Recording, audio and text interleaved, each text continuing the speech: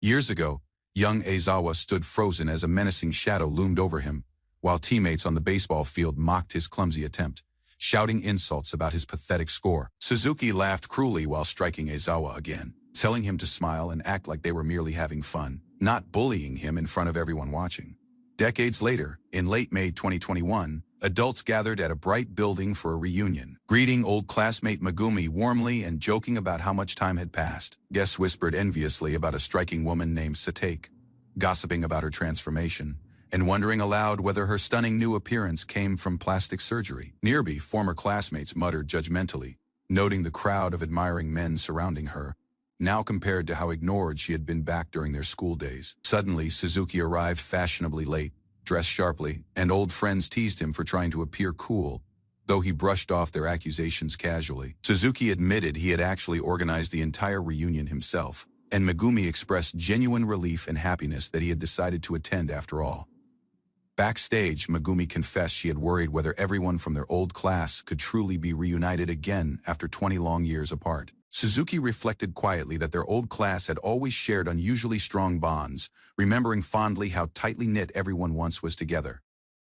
Elsewhere, women discussed Suzuki's impressive career, remarking that he now worked as an elite banker and remained just as effortlessly cool as before. Another woman revealed her husband was merely a civil servant earning half that salary, sparking jealous remarks about Suzuki's rumored six-figure yearly income. As the event neared its start, guests praised the organizer, remarking that such a gathering felt reserved only for people whose lives had turned out well.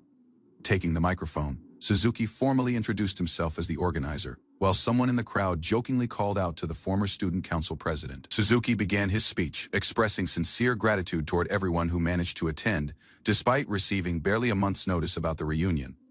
He joked warmly that seeing so many nostalgic faces proved plenty of people apparently had nothing better to do, prompting laughing protests from the crowd. Simone cheerfully suggested they enjoy tonight just like their carefree student days, while Suzuki's expression suddenly shifted, quietly wondering why that phrase unsettled him. As murmurs spread through the room, Suzuki paused mid-toast, visibly unsettled the instant he spotted a name tag reading Aizawa Yuichi nearby. Whispers rippled through the crowd as attendees questioned silently why Aizawa, of all people, had actually shown up to this particular reunion tonight. Memory flashed back violently, Suzuki's younger self gripping Aizawa's collar while classmates watched, before shifting into her present unreadable, faintly smiling expression. Regaining composure, Suzuki raised his glass high, toasting cheerfully to fond memories of their middle school days.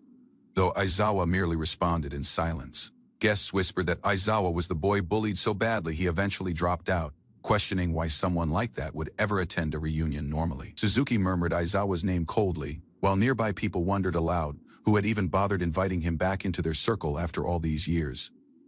A woman named Takano approached nervously, admitting she still remembered him clearly, confessing she had always regretted her actions and wanted to apologize properly someday. She continued tearfully, saying she never actually helped him back then, only glancing over occasionally, and now felt deeply sorry for that failure.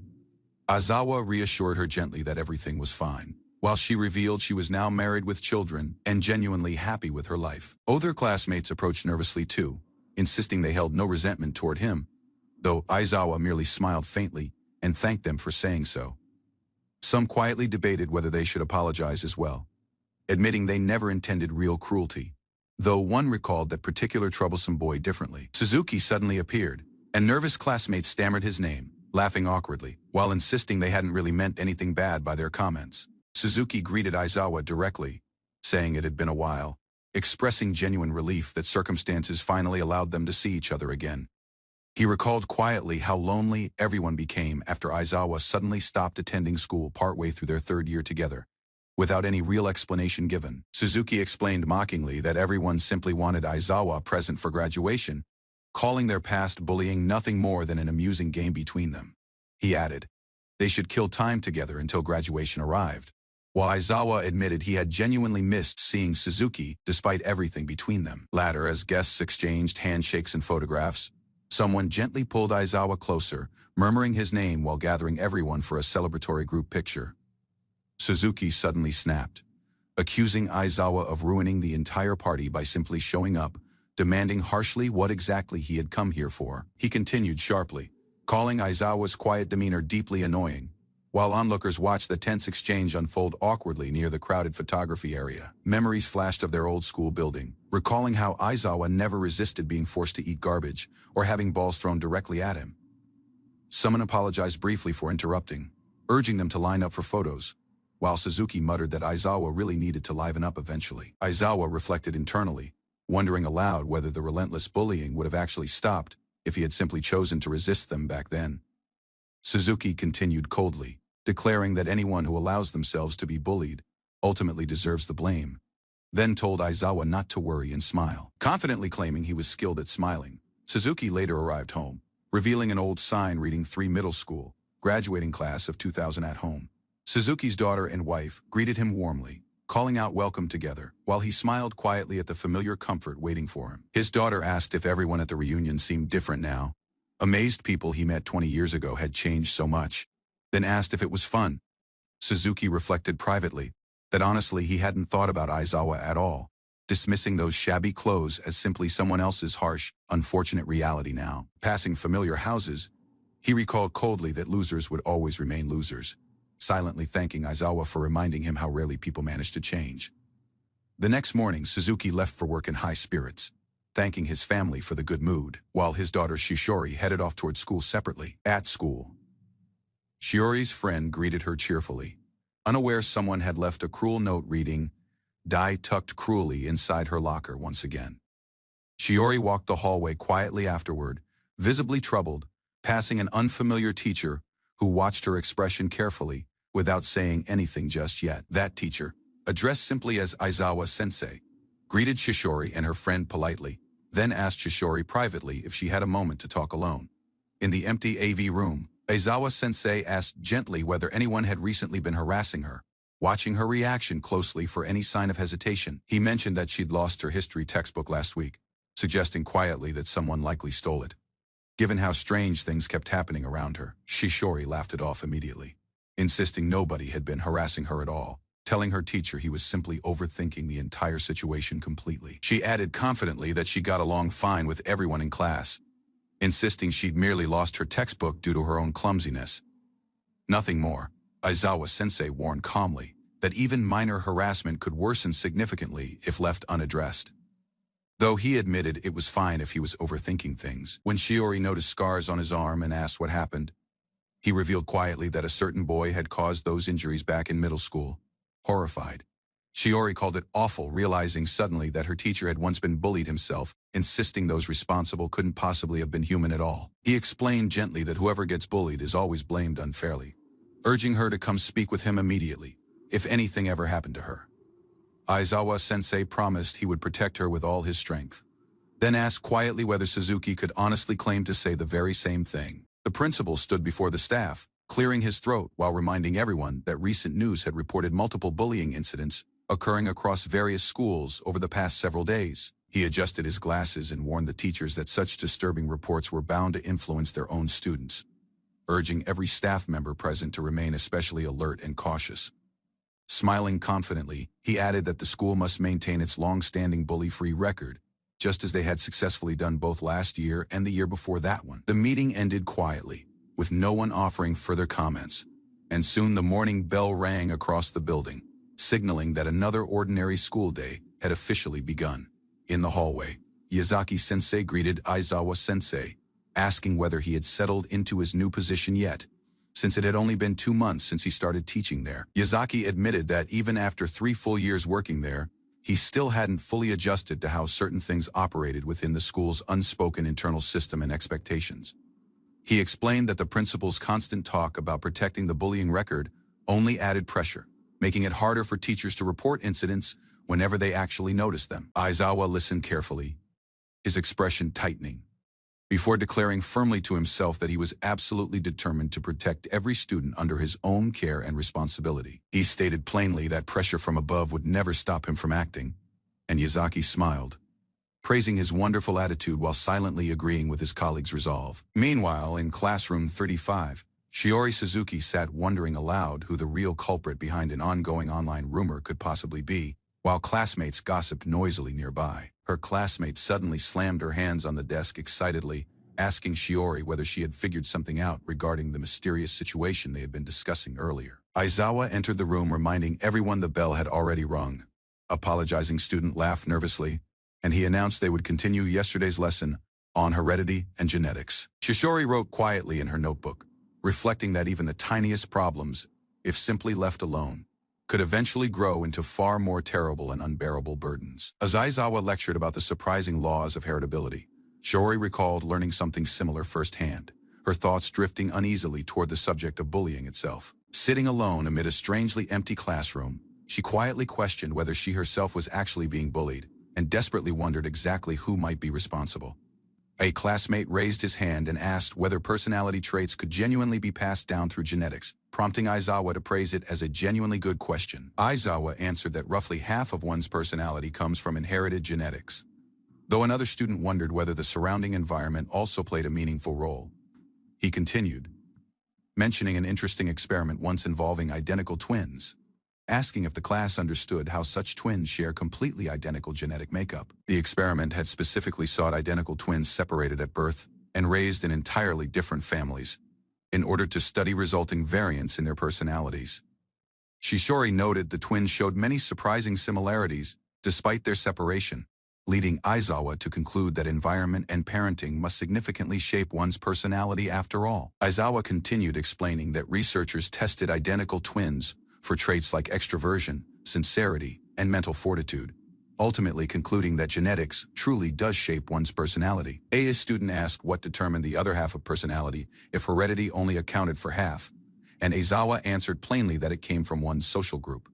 He elaborated that the connection between personality and friendships proved considerably stronger than the connection formed within one's own household or immediate family environment. Walking through the classroom, he added that this influence differed entirely from cases involving parental abuse or other seriously abnormal domestic circumstances affecting a child. In summary, he explained, fairly normal households typically carried only a small influence, while social surroundings shaped personality far more significantly than people assumed. He looked toward Shiori and told her plainly to remember that her personality was, for the most part, something inherited rather than freely chosen. Returning to the textbook, he admitted they had wandered off on quite a tangent, then called out to Shiori Suzuki as she walked ahead alone. He mentioned that she had seemed a little off during class, and gently asked whether everything was truly okay with her lately. Shishori laughed nervously and insisted she was fine, claiming she had simply stayed up too late the previous night, studying for something unimportant. Aizawa told her to stay safe walking home, and she quietly murmured his title, Sensei, before continuing on toward the school gate. She suddenly asked whether he had ever managed to stop the bullying that had happened to him personally, her expression turning unexpectedly serious. Startled by her question, he paused briefly before another student called out, interrupting the tense moment as Shiori quickly excused herself and left. The next day, Shiori admitted she couldn't stop thinking about their conversation from yesterday, while Aizawa simply stood there in silence, watching her. Later, in his memories, Aizawa recalled being violently mocked by classmates, who called it a death penalty execution, while holding acid near his face. His tormentors laughed cruelly, splashing what turned out to be plain water on him, mocking how pathetic he looked getting hurt over nothing. When he sought help afterward, someone coldly asked if he actually believed anyone would help someone like him, dismissing his suffering entirely. They mocked him further, laughing and asking why he even bothered staying alive, while he silently endured their endless cruelty without responding back. Staring out the window years later, Aizawa admitted quietly that he became a teacher because he had once failed to stop his own bullying. That evening, Shiori returned home and told her mother she had merely stayed after class asking her teacher some extra math questions. Her mother sighed, admitting she had been quietly disappointed these past 3 years, since Shiori's grades had never improved after middle school. Shiori burst through the door grinning widely, declaring that this time she was absolutely certain she would finally get into her first-choice university. Her father returned home late from work, and Shiori greeted him warmly while her mother asked whether he was hungry after such a long day. Her father mentioned the heredity of personality had unexpectedly come up during science class, admitting he was genuinely surprised he had never learned that before. He remarked that Shishori strongly resembled him, since neither of them could ever leave lonely people alone, and both were naturally assertive and outgoing. Delighted by the comparison, Shishori happily agreed that she truly resembled her father, while her mother laughed softly at their playful familiar exchange. Her father smiled thoughtfully, admitting that her science teacher apparently discussed fascinating subjects and confessed he would genuinely like to meet him one day. Back at school, Yumi solved a math problem correctly, prompting her friend to praise her enthusiastically, calling her impressively skilled compared to everyone else. Yumi insisted she was still terrible at math, despite the compliment, wondering aloud why the subject remained mandatory for students who clearly struggled with it. Classmates gossiped nearby, noting that Shiori had grown unusually serious lately, studying constantly during lunch ever since she quit the basketball club entirely.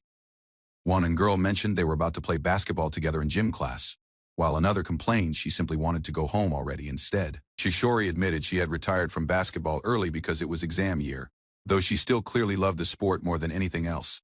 Searching through a box, Shiori discovered her gym clothes missing, only to find them later crumpled inside a filthy container labeled with her name. Yumi silently discovered the ruined uniform, stuffed inside the same box, realizing with horror that Shiori had witnessed the disturbing scene happening right there.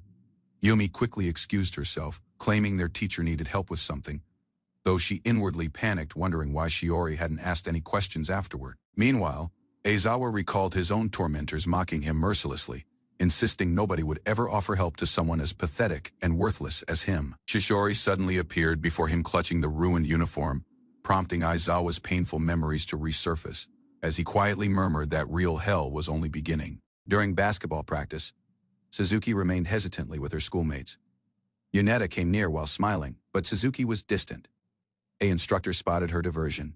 Suzuki rejected any concerns, but her quiet betrayed her unease. The instructor mentioned up her abrupt retirement. Suzuki lowered her face, quietly regretting the choice she never truly made. With a soft grin, the instructor handed her the ball. Today was not about performance, just the chance to appreciate the game once more. Excitement bubbled as Suzuki went back toward that court after 3 months. A perfect rose slipped across the hoop. For a minute, doubt faded, and she believed she might be overthinking things.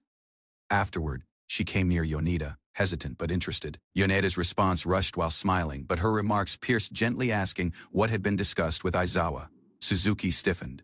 Her face changed as surprise and uncertainty swept over her all at formerly. As the game went on, one question lingered: what was said after she left the classroom. Worry crept in. She questioned why Yoneda mentioned it up, her gaze clear a trace of unease.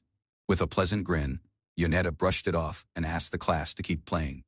Suddenly, a collision on that court sent Suzuki tumbling. Alarms stiffened her in place. Players hurried over. Voices spread through the gym as Suzuki covered her face, shaken and unspoken. At the infirmary, the nurse confirmed it was not focused.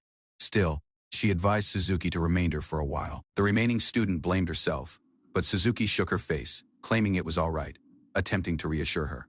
Suzuki gave a soft face, suggesting they could talk any time if needed. Their instructor came in, discussing arrangements to collect her belongings from students. Eventually isolated, Suzuki closed her gaze, mentally exhausted from anything she had been carrying. Suzuki lay in the infirmary, still unconscious. Aizawa remained close, observing with no speaking. As she rested peacefully, he gazed at her with worry. Something in his face hinted at delay. Elsewhere, Yoneda remained beyond the faculty hall, her eyes tracking Aizawa as he approached. When they spoke, she questioned about Suzuki. He stated her condition while that her mother had come. Aizawa studied Yoneda's reaction, asking directly remained she honestly worried about her classmate. Alarm flickered in her gaze before emotion broke out. Of course she'd be worried. That was her companion. Steps quickened as she became away, keeping behind a subtle echo. One word remained in his mouth: companion. One phone became up in that office, confirmed to belong to Suzuki. Gripping the papers, he volunteered to return it his identity, hiding intention behind a casual grin. Her mother, ignorant of the turmoil silently growing under the outer hands, folded tensely. She listened with no speaking across from her. Worry was expressed sincerely. Fears appeared about academic decline. He confessed reluctance about her having a phone in that first place. Rules at house had been strict.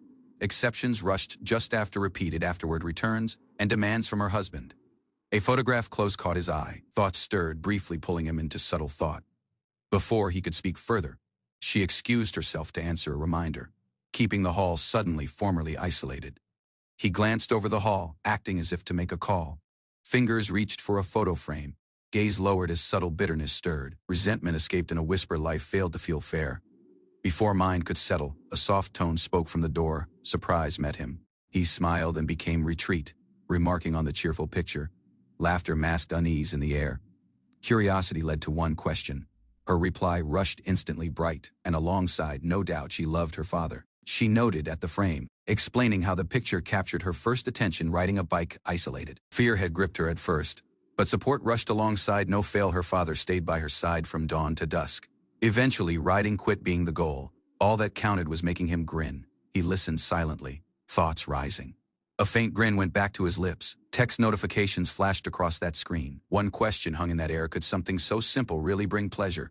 Laughing burst out. From course it did. Her joy was honest while effortless. Her mother re-entered the hall just as the moment settled. Curiosity rose. Had they called her father? Reassurance rushed rapidly. "He'd be house soon," she said, tone composed. Excitement grew. She asked her instructor to meet her father, not noticing his soft, unreadable grin. The presence gate rattled open as a man hurried up the steps, tone rising in urgency. Warm greetings met him within. Relief circulated across his person. Formerly he saw her unharmed. Beyond, under moonlight, a subtle wish remained. He had just missed the chance to meet her father. Remorse concealed behind composed remarks. All that remained was a went-back item and a fading arrival. Retreat within, laughing spread through the hall. Her father held her tightly, caring about nothing else but her safety. Isolated in her hall, she stared blankly at the screen. A note from Yumi expressed worry. A different alert popped up this attention. It was from a person she failed to recognize. One video file had been sent. Her finger paused above that screen before pressing play. Alarm gripped her. That video showed her asleep within the infirmary. Realization struck hard. That was not one memory. A person had filmed her while she was unconscious. Hands shook while the screen played on. Breaths quickened. That was not just footage, it was invasive. That image changed. Her sleeping form was exposed, clothes lifted with her knowing. With one panicked cry, she pushed away from that desk, mind pounding in her chest. Uncertainty twisted into fear. Nothing about this remained accidental. Far away, a person picked up the phone, composed, tone steady, but gaze icy. This wouldn't be ignored. Morning light filtered over the campus. A polite tone questioned about Suzuki's condition. On the remaining end, worry appeared. Her mother mentioned she'd remained unwell and might need a hospital visit. It failed to sit right. Yesterday she'd appeared. All right, better, even. Something had clearly changed. The reminder finished, but a subtle worry remained. He was unable to ignore it any longer. In students, Yuneda remained subtle. The instructor called her name as unease settled across the room. Nagumo came near with guilt in her voice, admitting she was the one who collided with Suzuki. Neither had heard retreat from her. Messages were noticed, but no replies rushed. Quiet bred frustration. A close classmate pushed for answers. Her questions became into accusations covered as worry. Ridiculing remarks watched. Some pretended to care. Everyone else showed quiet resentment, now out loud. Behind a closed door, a person listened. Hidden mind lingered. She was always clinging too much. Was not she? Yuneda confessed it sometimes remained like a burden. Everyone else watched, their quiet pressing in. She laughed uneasily, conceding it might be true at times. No one disagreed. From afar, one person listened. Smiling faintly, he noted how considerate they all appeared to be. She went back to the infirmary after a morning of remainder, smiling courteously and telling the nurse of her recovery. Although she said to feel better, the nurse told her of the injury's severity and asked care. Interested, she asked if anyone had visited while she was unconscious. The nurse recalled that some schoolmates had dropped by, although none were mentioned by label, far away. A man in a lab coat walked isolated, his label silently mentioned up in doubt. The student walked behind the teacher, his expression unreadable as they moved through the corridor. Afterward, doubt clouded her mind. Although given asking, she was unable to recognize who had recorded the video. She feared speaking up. Clear that footage might turn a person against her or worsen things. Instead, she smiled and greeted everyone, like nothing had occurred, hiding her unease. Schoolmates welcomed her happily, ignorant of the turmoil she still carried within. She stepped within the class with a bright grin, declaring her recovery with confidence. Her companion came near, showing worry over unanswered messages during her absence. Giving students notes, the companion attempted to lighten the mood, easing the awkwardness between them. Everyone else gathered, relieved by her return, and glad to see her healthy once more. Yet behind kind remarks, subtle fault appeared, silently turning responsibility onto her shoulders. Surrounded by pleasant faces, she wondered who with them was concealing vicious intentions. Although given the laughing repeating over her, the emptiness behind the smiles unsettled her deeply. The science instructor introduced the day's class, ignorant of the conflict remaining in the room. Partnered for that lab, the girls worked on the study, exchanging brief instructions. They spoke of grades and precision, hiding hidden mind under technical conversation. While attempting to focus on her task, she overheard schoolmates laughing over a video, the likewise one she feared. Her mind raced as they passed the phone around. Unaware of her growing panic nearby, a classmate excitedly came near a different, eager to show the footage with no considering the influence. Snapping, she lunged ahead, knocking that phone away in one burst of desperation. Murmurs circulated rapidly across the hall, getting confused stares and concerned murmurs from classmates and teacher alike. A classmate stormed over in outrage, accusing her of damaging that phone, while she attempted to stay composed. Although the screen remained intact, the real issue wasn't the device, it was the content. Their instructor intervened, telling the class of the rules and the students in session. He recognized her actions as inappropriate, but noted out everyone else's faults as well. Although given complaints, the phone was confiscated, keeping behind frustration and simmering bitterness. The instructor pulled one pupil away, asking the crowd to get it together as tensions grew. With the crowd, frustration escalated, and unspoken looks spoke more than remarks. Off toward that side, voices asked her behavior, sensing something was deeply off. As the instructor approached, she hesitated, burdened by everything she had been holding in. Eventually ending down, she pleaded to be heard, overwhelmed by anything she could no longer endure. Wearing a composed grin, the teacher reassured her of his support, offering rare comfort before keeping. He asked to attend her to talk after lunch, and she accepted with subtle gratitude.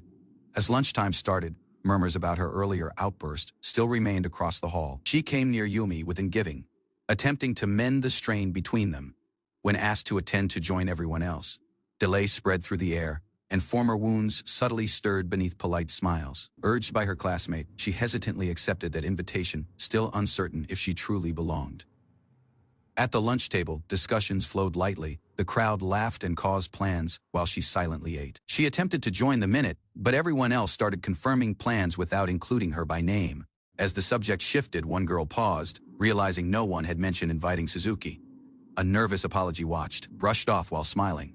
But the face on Suzuki's face quietly froze. Classmate lightly mentioned up a note from their crowd chat, assuming the class had seen it. Realization hit her silently. A crowd had been formed, and she had not been asked to attend. She glanced against Yumi, hoping to find reassurance, but saw her engaged with that everyone else. The student who formerly remained by her now wore a conflicted face, unable to meet her gaze. With no word, Yumi remained, and rapidly left the area, leaving her alone in stunned silence. Wandering the halls with no speaking, she murmured Yumi's label, but no one answered back. To her surprise, she encountered Manaka, a subtle classmate she had not spoken to in a far attention. He confirmed picking up her hopeless phone, sparking one lighthearted conversation between them. They shared thoughts of their last interaction, sharing a few teasing remarks that softened that air. While they caught up, she understood they had not been in the likewise class since first year.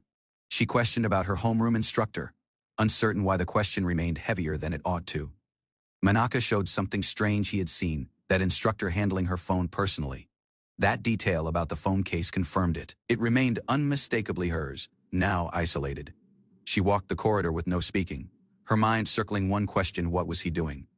Thoughts appeared. Each attention she was victimized, he just happened to be nearby.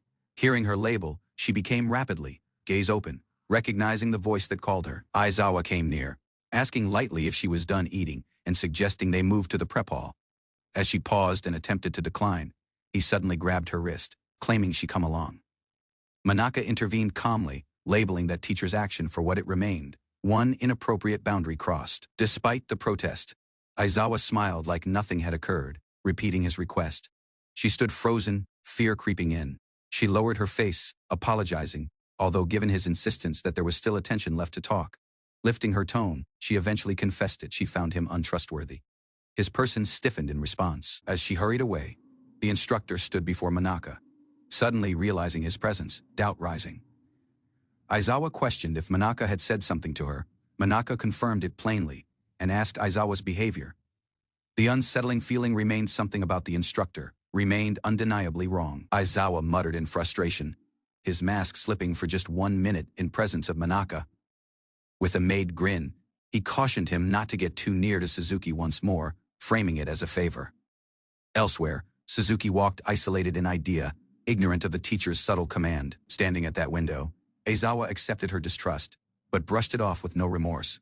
Even as she distanced herself, He watched from above, quietly promising to keep his gaze on her, no regardless what. Isolated in the city plaza, uncertainty clouded her mind. Trust remained like a distant concept now. Each person passing by just deepened the quiet within her. Would anyone trust her story? Across the street, a recognizable determined arrived Yazaki, ignorant of the turmoil in her mind. Happily, she answered a reminder, her voice light and welcoming, ignorant she was being watched. Hearing Yazaki's pleasant tone, ease slowly went back. Even a casual check-in helped confidence the loneliness. While moving beyond, Yazaki silently answered a reminder. She wrote off her unease, thinking she had seen one of her students by coincidence. She laughed off her doubt and went on talking. On the remaining end, a tone questioned to meet at a familiar hotel. Yazaki's tone softened as she confirmed the session. The man, smiling confidently from his car, said he would come rapidly. After ending the reminder, he stared out, anticipation clear on his person. Elsewhere, Suzuki, standing nearby, overheard everything and whispered her love with disbelief. At Samaru Bank, one desperate man requested a 12 million yen loan toward save his failing business. He pleaded earnestly, presenting his business plan, believing one bit more funding would put him retreat on track. Banker refused, referencing consecutive losses in that factory's records. That rejection was strong, backed by concerns over insolvency and additional financial risks. He begged in tears, yet the bank had already hopeless faith in his ability to repay. Desperate while trembling, that man grabbed the banker's collar, fearing his company's collapse if abandoned. Remaining composed, that banker calmly questioned to be released, telling him of his growing debts and young child. Tears streamed down the man's person as the weight of rejection broke him completely. A subtle, unsettling grin arrived on the banker's person, betraying a hidden emotion. From behind, a tone spoke out, apologizing to Suzuki with subtle urgency. With a casual grin, Suzuki wrote off the personal plea as a different failed attempt to gain sympathy. He remained composed, rapidly turning focus to his next corporate session with no delay. In the corridor, co-workers gossiped, some struck by his poise. Everyone else disturbed by his lack of empathy. Praise surrounded him, alongside mentions from promotions and praise from peers and superiors alike. He embraced that recognition, assured that anything would continue going exactly as he desired. Suzuki lay in bed, relaxed, as the lady moved on top of him, lost in pleasure. He lit one cigarette, reflecting on his undefeated streak, while complete control over everyone else. In his view, the class over him, co-workers, teachers, even superiors, were fools under him. The lady expressed satisfaction, ignorant of his detached gaze from across the hall. He wrote off her quietly, labeling her just a different, naive and useless pawn. As the lady smiled fondly, he lit another cigarette, privately mocking her trust in his every word. She reminisced about their first session at a basketball occasion, ignorant of his personal detachment. Hopeless in the memory, she expressed subtle reminiscence, her gaze soft. Although content alongside their bond, she confessed moments of longing for something deeper. He embraced her, whispering reassurances, carefully concealing that manipulation under his affection. 1 year had passed, and Suzuki begun to see signs of attachment from the lady. Returning house, he was met happily by his spouse, although his mind remained elsewhere. Although given several years of achievements, he confessed a rare mistake, something unforeseen in his calculated days. He watched her closely, resentful from what he saw while dependence, while burdens. A picture told him how trapped he became after her unforeseen pregnancy. He recalled the old with bitterness, convinced she used their child to salvage a failing relationship. Returning house, he was met by a pleasant student, no longer a burden, but a person unexpected. Although icy before, he found his identity caring deeply for her with no realizing it. When questioned about campus, she answered with a bright grin, concealing the flash of unease that briefly crossed her face. As he poured wine and relaxed, she became away, her face uncomfortable, although given his remark about her cheerful look, he moved retreat, pleased, believing she had each reason to be cheerful with the life he provided. Assured in his image, he believed his child saw him as a capable, proud father. Afterward, a student's gathering picture stirred his contempt for those he saw as under him. Elsewhere, Shiori stiffened, stunned by the praise she had not sought. At campus, she silently endured more abuse, hidden behind, made smiles, and quiet. A classmate spotted Shiori's distress and hesitantly attempted to speak up. Everyone else urged her to report the issue, but Shiori insisted it was nothing, forcing a smile. She became away, hiding her pain behind a pleasant face, hoping to avoid more trouble. Afterward, a student silently questioned permission to include Shiori in their crowd chat. Apologies appeared for old actions, but doubt still remained in Shiori's gaze.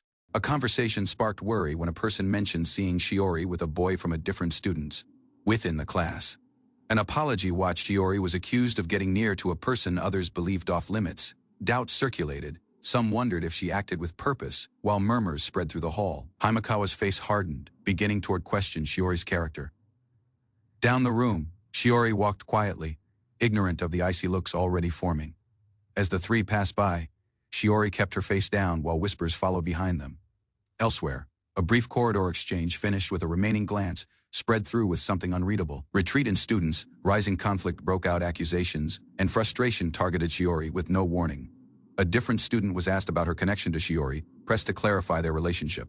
Under demands, she rejected their closeness entirely, keeping Shiori stunned and isolated formerly once more. Laughing resounded behind the wall, ridiculing Shiori as hard to deal with, while one student overheard without speaking. He stepped out of the shadows, silently wondering if what he witnessed was harassment. Although unsure, his instincts told him something wasn't right. In that way she was treated. He questioned that instructor if Shiori had shown any signs of distress or confided anything lately. With a pleasant grin, the instructor rejected anything, claiming the class was problem-free. Frustrated, he asked that instructor directly how could he do nothing after witnessing the signs. His tone rose, accusing him from neglecting his role, while Shiori clearly struggled. Conflict flared. The instructor eventually gave in, agreeing to speak, although with visible reluctance. Just moments afterward, he harshly shut down the worry, asking to leave the regardless isolated. Question changed was his favoritism against Shiori concealing something deeper than simple neglect. The teacher's abrupt demand to determination the issue left one pupil stunned he had understood all along. Afterward that morning, Shiori heard her labels spoke and became to see someone waiting. It was Manaka, and he asked if she had attention to talk. Eagerly she agreed, her voice pleasant and quick to ease the tension. She admitted concerns about Aizawa, feeling something off in his behavior that earlier week interested. Shiori questioned what Manaka had discovered. He showed he searched Aizawa's label online. The just result was a transfer warning, linking him to Kayama Middle Campus, a label that sounded recognizable. They soon uncovered the school's old scandal, a brutal harassment case that went viral 1.5 a year earlier. Shiori recalled that incident vividly, stunned by its severity and media coverage. Then rushed the final link. The homeroom instructor present had been Aizawa. The realization struck Shiori hard. Her homeroom instructor, Aizawa Yuichi, had been present in the old scandal. Elsewhere, Suzuki got ready to leave work, overhearing a recognizable label connected to the students' gathering. He identified Shuji Ryuko, who had organized the occasion and still carried a certain appeal to him. Tempted by the opportunity, he lightly reached out with the afterward evening reminder. Wong smirk crossed his person. He planned toward seduce her next. Suzuki caused a casual reminder, appreciating Ryuko for organizing the gathering and praising her efforts. He smiled while speaking, yet she corrected him that contacts had not come from her. Ryuko shook as she showed a person else had orchestrated it and even knew her house address. Tears welled up as she stated that the man had not let go of his hostility for 20 several years. Panic set in. Suzuki demanded answers, yet she admitted she was too scared toward refuse him. Aizawa approaches quietly from behind as the man ends his reminder, astonished by his sudden appearance. The two-person, each remaining in near proximity. Aizawa's composed face contrasts the other's growing unease. That man, confused, asks who's calling him. Aizawa's label is showed, triggering a wave of recognition. Alarm floods the man's person as he realizes the one he spoke with is Aizawa, who he had not identified until now. Suzuki is stunned to discover that Aizawa was the one who organized the class reunion. They unexpectedly cross paths, and Aizawa greets Suzuki with one casual grin, acting as if it was a coincidence. Disturbed, ends the reminder, and firmly tells the remaining person had not to contact him once more. A student, holding retreat tears, admits that the person he resents many is undoubtedly Aizawa.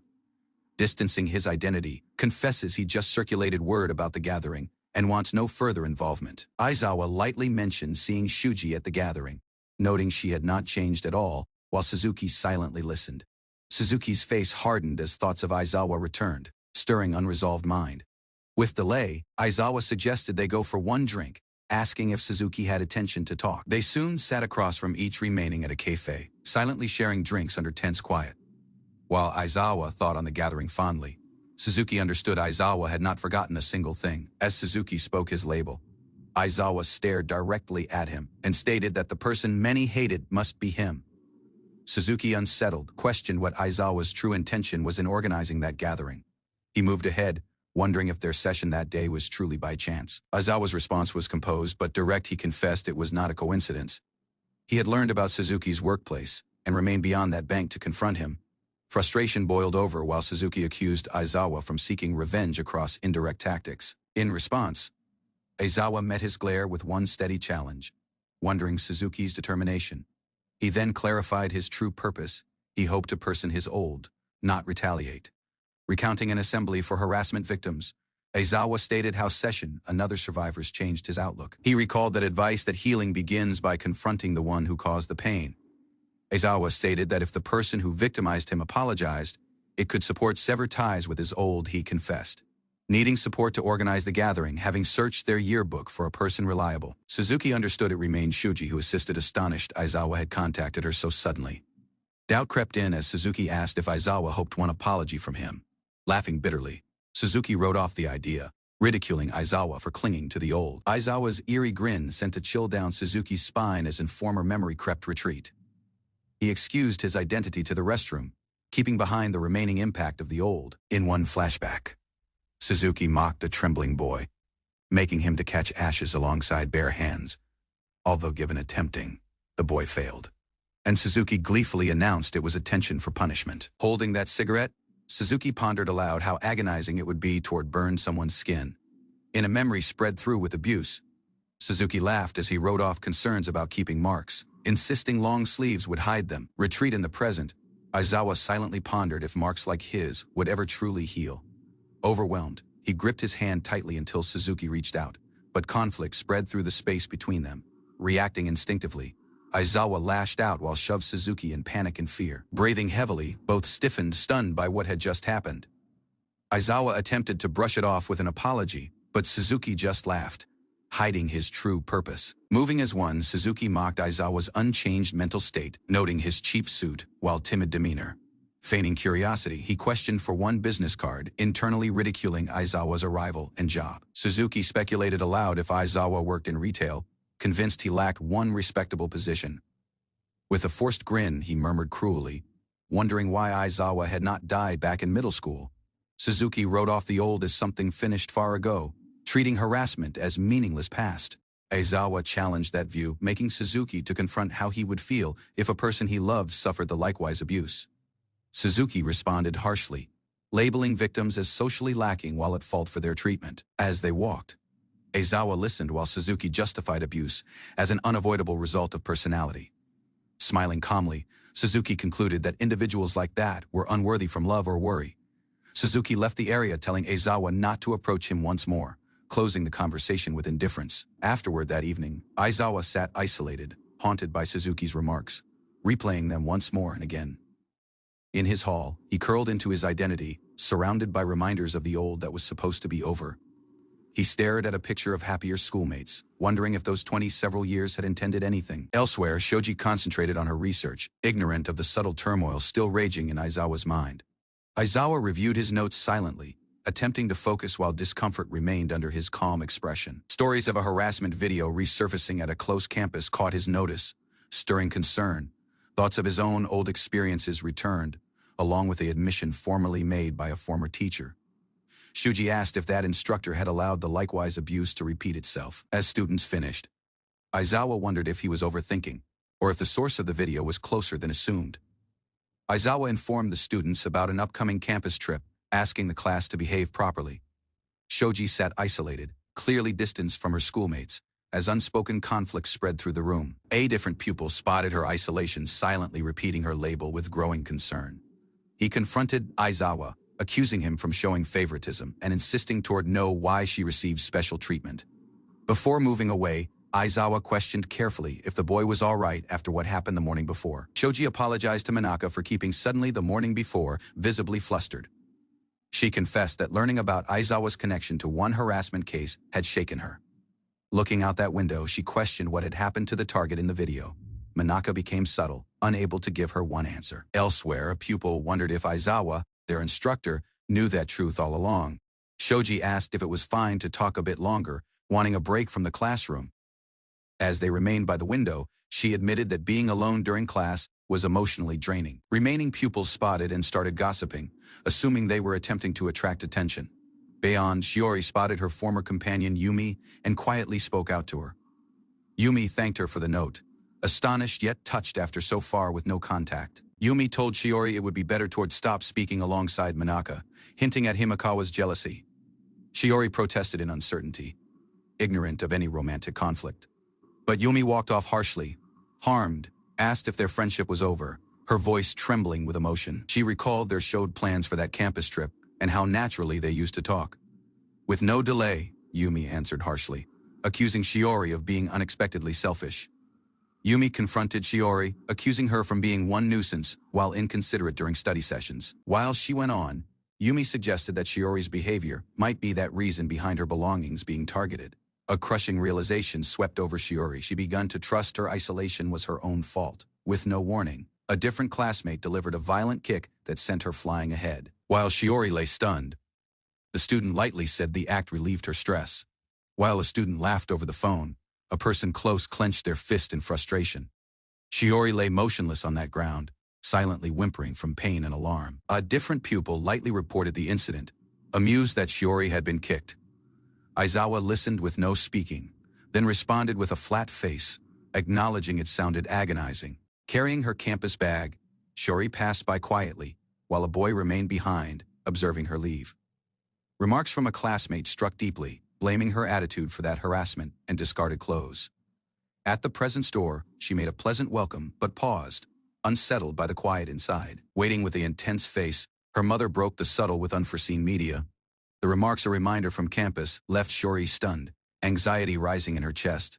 Shiori's mother delivered harsh media. Her test scores had fallen far below expectations, bringing up university hopes. She told Shiori of that advanced students and their father's looming disappointment. With a nervous grin, Shiori brushed it off, claiming she would improve and get retreat on track. Her mother remained strong, suggesting she skip that upcoming campus trip due to her poor standing. Suddenly, she spotted Shiori's stained uniform, insisting an explanation for her disheveled arrival, noticing Shiori's bruised person and dirty clothes. Her mother examined her alongside growing worry. Plans were caused to contact the campus, and the demands of adult decisions left Shiori visibly shaken. Before the discussion finished, she slipped away, retreating down the corridor with no speaking. Afterward, she sat isolated, clutching her phone, choosing not to burden her absent father. In her mind, she imagined his arrival beside her, longing for ease she was unable to reach. Within that lab, Nagumo played with chemicals, humming lightly under the sunlit window, annoyed by her carefree attitude. That instructor cautioned her to stop interfering with the equipment. While chatting, she questioned about a different student's return, and he noted her earlier plan's achievements. Elsewhere, schoolmates confronted Suzuki about being punished, believing it was done toward isolate her companion. The instructor thought if Yumi, hopeless, her closest ally, she might end up completely isolated. Excited by how things remained unfolding, Nagumo clenched her fists alongside delight. The instructor observed her energy with no speaking, as she confidently said she could talk about anything, smiling. She told him that he had been on their side ever since that particular morning. Clear her actions, she confessed to stuffing trash in a different student's desk, expecting him to be angry. Instead, she brightly recognized how he had simply turned away and overlooked it. Nagumo watched the instructor turn away, wondering why he backed the bully instead of defending victims. Confessing indifference, he stated he preferred to avoid conflict, even if it intended turning one blind eye. She tilted her face and suggested he might enjoy tormenting Suzuki just as much as they did. Her suspicions deepened, observing his reactions while asking if he secretly resented that student. Interested now, Nagumo wondered aloud if something unresolved had occurred between them in the old. Still at campus, the instructor received a note informing him that Suzuki had showed up. Nagumo, already aware, noted that Himekawa was pointing Suzuki behind that building for a private regardless. He smiled subtly, saying nothing, yet clearly acknowledging that conflict under it all. By the wall, Suzuki stood before her schoolmates, who impatiently demanded an explanation for the session. With her face bowed, she silently apologized, keeping the everyone else in visible surprise. Yumi confronted Suzuki, accusing her of being selfish and ignorant of how she'd harmed her companion. Acknowledging her mistakes, Suzuki confessed that her own behavior had pushed that class away. With lowered gaze, she apologized to the crowd, showing remorse if she had caused trouble. The conversation became tense as accusations about old actions and intentions appeared, keeping Suzuki flustered. From that side, Nagumo clapped slowly, praising the honesty in one voice laced with mockery. Nagumo clapped lightly, showing how concerned that class had been about Suzuki's behavior. She smiled, saying it remained better Suzuki identified her faults on her own. Walking closer, Nagumo harshly blamed all from Suzuki's suffering on her own actions. With made cheer, she framed that minute as an opportunity for Suzuki to change. Eventually, she demanded Suzuki list 10 personal flaws, while expressed regret while sitting in Seiza. Kneeling, Suzuki started listing her faults, including flirting with a person her companion liked. Isolated and overwhelmed, she began believing anything was entirely her fault. Observing from the side, everyone else murmured that this was how she'd be broken down. Her unspoken thought resounded. The likewise punishment formerly inflicted on her was now placed upon Suzuki. While Nagumo smiled, the instructor clenched his fist and left the area, unable to intervene. After Suzuki finished listing her faults, that everyone else lightly mentioned they were thirsty. With no warning, they started placing drink orders, treating her like one servant, stared harshly, insisting toward know what Suzuki would be having. Flustered, she muttered orange juice and bowed her face as they dismissed her worth. Nagumo moved closer, warning her that even Aizawa wouldn't be able toward support. She ran off, convinced that instructor had taken their side, her mind sinking. Over the corner, a recognizable tone met her carefully. Aizawa stood quietly in the hall. Neither said much as they walked, quiet weighing heavier with each step. Pausing beyond, she glanced retreat, uncertain of if to leave or stay. Unexpectedly, he arrived once more, waiting as if towards say something left unsaid. He silently mentioned up the campus trip, mentioning her mother's reminder. Her gaze dropped, already knowing she made a nervous grin, unable to hide her disbelief at his detached worry. Face turning, he listened as she showed Nagumo's claim that he had taken their side. Her tone shook, pressing further, asking if he had understood about the mistreatment all along. Tears welled as she accused him from enabling it, comparing her pain toward what he formerly suffered. He smiled faintly, denying any wrongdoing, while wondering aloud why Nagumo would lie like that. Her tone was steady as she noted out a pattern he all along smiled when concealing the truth. From one separation, she confessed her own faults, but vowed to endure her pain regardless. Panic cracked across her, composed as she begged him not to circulate a certain video. His arm rested over his chest pocket, face unreadable. He murmured about the video, then left the area. Lying curled on her bed, she carried her fist near, attempting to keep herself as one. A subtle idea crossed her memory. Thanks to her mother, she wouldn't have to go on the campus trip. 3 days surrounded by schoolmates remained unbearable. Avoiding it remained like a minor relief. As her gaze fluttered closed, a soft tone spoke her label. Her father had finally returned. He spoke quietly, saying he'd just come retreat from his trip. She nodded, silently processing it all. He sat beside her, carefully mentioning that her mother hoped her to stay and study instead of going on that trip. With a soft pat on her face, he assured her it was all right. He had already changed her memory. While she paused, he stated how he'd coordinated anything, hoping she'd appreciate the experience. A bright grin watched. He was eager to hear stories. Formerly, she went back from Kyoto. She hoped to object, but he answered a reminder and left before she could. On the bus, the instructor told the class to sit in their assigned seats as chatter spread through the aisle. In that middle rows, Yumi accepted candy from Nagumo, the mood light and pleasant. Excitement about Kyoto bubbled between them. Although something unsaid remained behind Nagumo's grin, Suzuki boarded silently. Her gaze lowered as she passed, and Nagumo watched her approach alongside veiled interest. While texting, Nagumo muttered about her arrival. Kyoto would be amusement, yet something else had her notice. One phone screen showed Suzuki unconscious in bed, her uniform shirt pulled up while she slept heavily. Yumi stared at the image, uncomfortable. She silently asked what might happen if it were leaked. As the pupils settled onto the train, they were reminded to stay mindful of fellow passengers. Close, one student sat stiffly, troubled by another's harsh glance. A note on a phone hinted at something malicious, a threat ready to circulate it. Gazing quietly out that window, Aizawa sensed something amiss, his mind already racing. A instructor came near, wondering his excessive workload during the trip. Responding wearing a composed grin, Aizawa deflected concern, concealing his unease behind practiced composure. Seated side by side, that two teachers talked about Aizawa's surprising decision toward volunteer for extra duties during the trip. He confessed his old avoidance, explaining his desire to eventually take responsibility and contribute meaningfully. Aizawa showed his purpose to support his pupils and create lasting, positive experiences. With a minor grin, he questioned about their first destination, drawing subtle curiosity. In that next car, pupils circulated excitedly about parks and temples, their energy filling the train.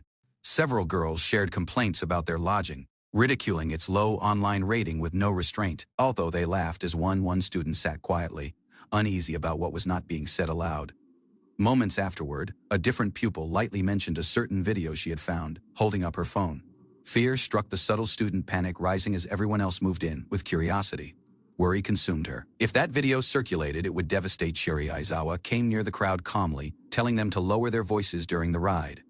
His warning included a reminder about the phone ban, which caused one student pause with discomfort. Just then, one faculty member passed by, drawing Aizawa to stay composed and discreet. Thanks toward his timely intervention, that phone stayed hidden, avoiding confiscation at the last minute. Afterward, one pupil came near a different, requesting a private word, her voice serious. Isolated in the restroom, the student calmed herself, resolved to endure the trip silently and with no conflict. Although uncertain, she attempted to stay positive, bracing herself for a difficult conversation. That tone she heard confirmed her worry. It remained about the earlier incident on the bus. A different pupil showed a video had been showing Shiori asleep in the infirmary, stunned. She was asked if she knew who had sent the video. While attempting to make sense of the situation, they concluded the culprit must be a person from within the campus. As one student attempted to walk away, the remaining pleaded with her not to show the video to everyone else. She cautioned that if it circulated, Shiori might not recover from that damage. That fear of one irreversible outcome eventually sank in. One decision was caused: that video would be deleted. Under a composed grin, a chilling truth returned. Her interest was not in harm prevention, but control. Elsewhere, the students enjoyed peaceful moments feeding deer, the morning unfolding like any remaining. Aizawa received casual thanks from a pupil, her face light and pleasant. She recalled his earlier warning, believing it had saved her from trouble alongside her phone. As they walked, Aizawa silently admitted surprise at Suzuki's unexpected presence on the trip. A pupil noted to a lone deer, interested about its separation from the crowd. Aizawa stated that male deer often isolate themselves, unlike females who act in circles. That student teased darkly, suggesting the deer might be excluded for being unpleasant. He answered with a focused observation: harassment exists, even with animals, as a survival tactic. She silently thought, noting how the weak are sometimes sacrificed to defend the crowd. Isolated on a bench, she resolved to support Suzuki rejoin the crowd before things worsened. While she thought on that video, doubts crept in who had actually recorded it. The pledge to delete it remained hollow, and doubt remained in her memory. Elsewhere, schoolmates mingled close, ignorant of her inner turmoil. One student took the chance to question Manaka, concealing malice behind a friendly grin. Manaka heard Suzuki being criticized, accused from seeking notice from youths and abandoning friendships. Closed Suzuki overheard the conversation, her face tightening as she left the area isolated. Afterward, the crowd gathered at the hotel, remarking on the hall style while settling in. Nagumo appeared distracted when asked, pushing off worry with a weak excuse. Disinterest crept in, and one student openly questioned where Suzuki was, clear her impatience. Suzuki came near the crowd cautiously, uncertain of how she would be received. Confessing she remained isolated, she questioned whether she could join them, her tone hesitant but hopeful. A pleasant response welcomed her with no delay, the grin warm and inviting. Relieved, she gave one subtle thanks and took a seat beside them. Noticing her absence from their crowd chat, one student took that initiative to include her. Suzuki watched nervously while her phone was handled, startled by that abrupt closeness. With the crowd invitation confirmed, notice changed to bath attention, and the class prepared to go together. Within the steamy bathhouse, laughing resounded. The mood appeared calm, even comforting. A person spotted Suzuki's absence. An excuse watched she had gone retreat to retrieve something from her haul. Although given agreeing to include her, one student openly criticized Suzuki's character. A different paused, torn between guilt and disapproval. Suzuki Shiori, formerly one bright and talented player, had now become a shadow of her old self. While soaking in the bath, one student mocked her control over Suzuki, hiding abuse under a grin. Worry circulated when everyone else spotted Suzuki had not returned as expected. Panic set in. One student hurried out just to find her phone absent from the cabinet. One realization dawned during that minute of closeness. Suzuki had been observing too carefully. Realization struck: Suzuki had memorized that lock pattern, planning toward access the phone behind her retreat. Fury broke out. The student screamed with disbelief, enraged that a person she controlled had turned against her. Bayon Suzuki unlocked that device with shaky hands, resolved to find and delete the evidence. Concentrated, she scanned that phone, searching for the incriminating file. Her gaze locked onto it. Shiori, sleeping helplessly, caught in one vicious invasion of privacy. Suzuki confirmed that video's date the 2nd of June, the likewise morning she had been in the infirmary. Realization struck that student who said to have received the video had actually filmed it.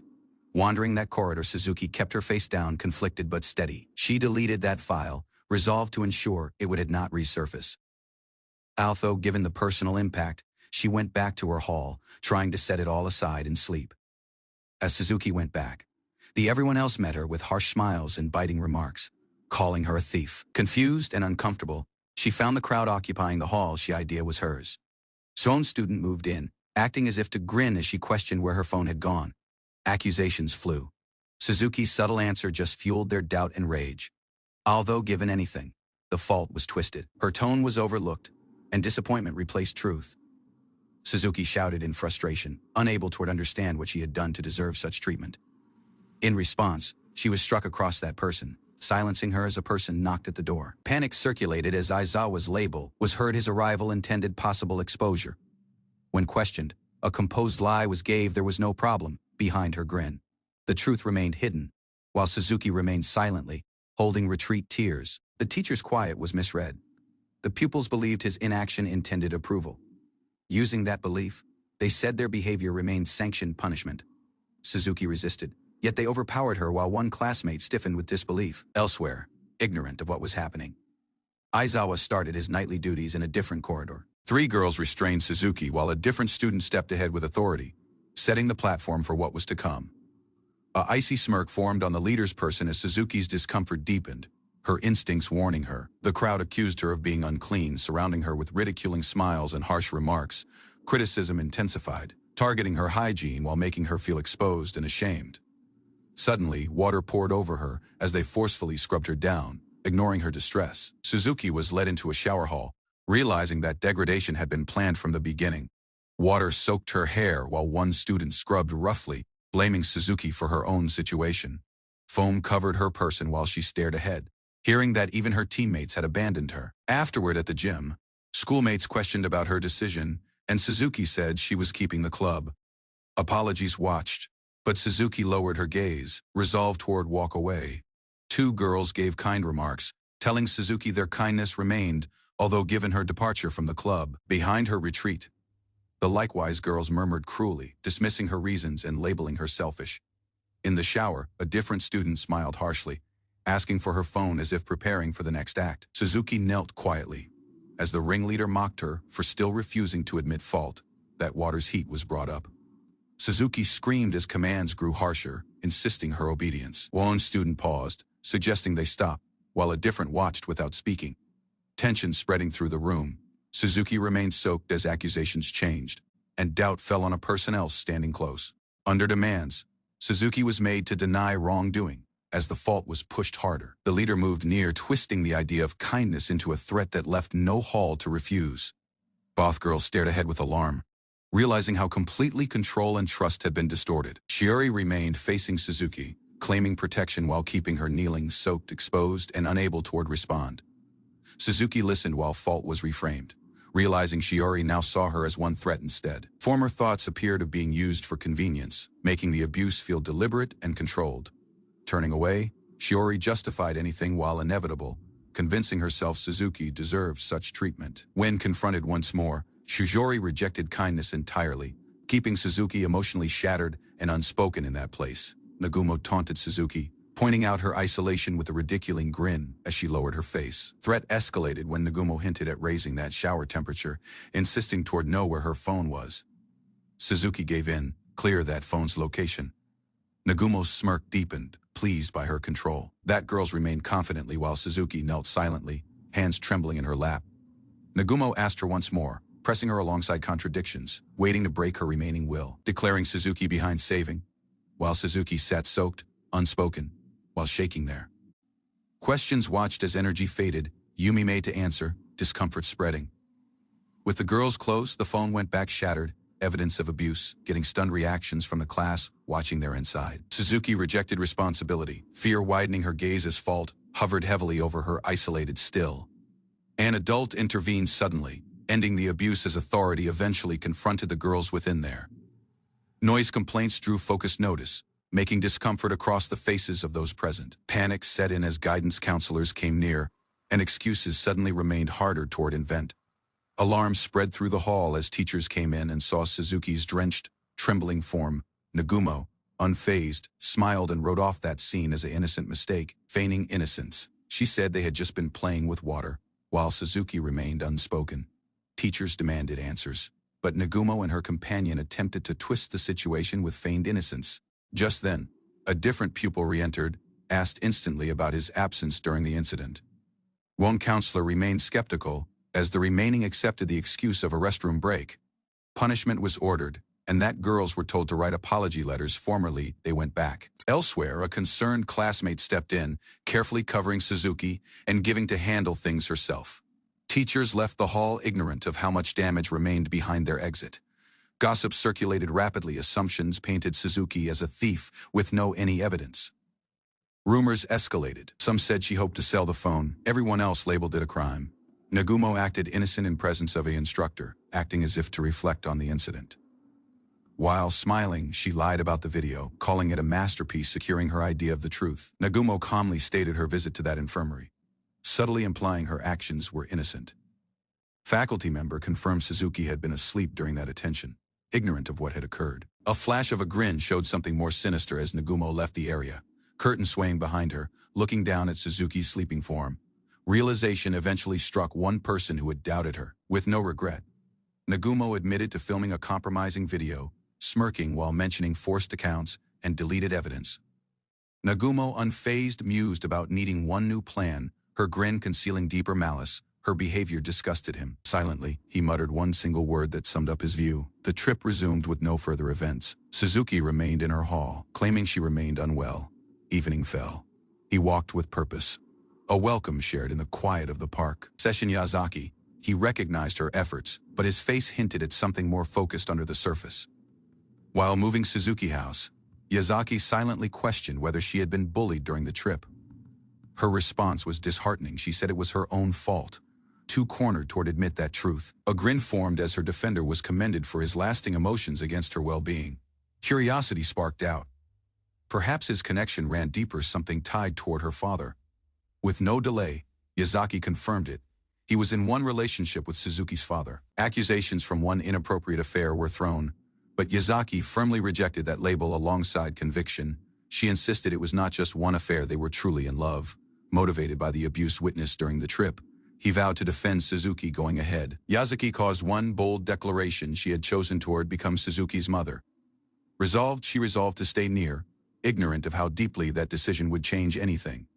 Laughing burst out uncontrollably, drawing Yazaki off guard as she attempted to keep the conversation focused. Mockery watched. Her claim about becoming Suzuki's mother was wrote off as ridiculous while selfish rage. Yazaki told him of his mistake to stop the harassment when it counted. He became away, tossing one last insult. He doubted Suzuki's father ever loved her. Retreated house. Nagumo sensed conflict rising. Ignorant a deeper move had already begun.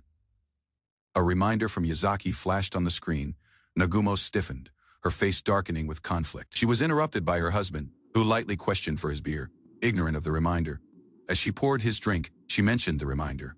He rapidly grew suspicious, his voice changing. With no warning, he threw that drink in her person, accusing her of being careless and unfaithful. Furious, he blamed her for anything from bad advice to failing as one parent. His rage escalating, tears streamed down her person as she remained beside him, seeking ease across minor hopes. He responded carefully, dismissing the minute and asking her to clean up. She smiled faintly, convinced by his denial of any betrayal, while he softened with a minor chuckle afterward. Isolated, he spotted the attention and understood. Shichori was running late. Shichori eventually arrived, weary and distant, her face empty as she came near. She remained subtle by the crossing gate, her expression unreadable while the town moved around her. Murmurs trailed behind her, stinging more than she let on. Their judgment watched like shadows. Mockery, formerly hidden, now rushed with smiles. Trust dissolved in vicious remarks covered as concern. With intense steps, she came near the platform, her mind spiraling under the impact of rejection. But as the train passed, clarity struck. She stepped retreat, trembling, haunted by what she almost chose. Suzuki became suddenly startled by the tone that broke the quiet. His presence was not expected. As he came near, she asked his intentions. His casual response just deepened her uncertainty. Bitterness spilled from her remarks, accusing him of neglect when she needed a person the many. A bitter grin covered her frustration. she noted out his habit of staying uninvolved. Her final remark struck strong, making him to confront the impact of unspoken indifference. He moved in, insisting toward know if she truly believed he was that heartless. With clenched fists, he confessed he knew who recorded that video, although perhaps unknowingly. Her rage broke out, accusing him of turning one blind eye to avoid involvement. Before he could respond, a reminder interrupted, grounding him retreat to a different life. Elsewhere, her phone sounded too, telling her a person at house still cared. With a subtle grin, he reached out his arm, giving a minute of reassurance. As her father's tone rushed across the phone, worry spread through the air. She lied carefully, claiming she was safe alongside friends, her tone steadier than before. He gave to walk her house, pushing off the separation. She paused but called his name. From behind, his tone reached her soft, certain. He remained still on her side, recalled the teacher's grin, composed, calculated, all along appearing when truth was absent. As she left the area, doubt clouded her memory. Did he wear that likewise face now, elsewhere? The instructor performed his normality, delivering drinks with an easy, polite charm. In the cafeteria, media of recognition stirred with the faculty, met with subtle acknowledgement. He remained proud, crediting his identity. Yet his daughter's gaze carried more questions than trusts, smiled happily and waved, attempting to appear pleasant as she met her father. Told his identity to set work away today was about his child, not business. With a relaxed voice, he questioned about the campus trip, attempting to sound engaged. She answered briefly, her tone low. The minute remained fragile under the outer. His face tightened. Something about her response failed to sit right. No pictures, just pretty amusement. Shishori lowered her gaze, confessing she had not taken any photos.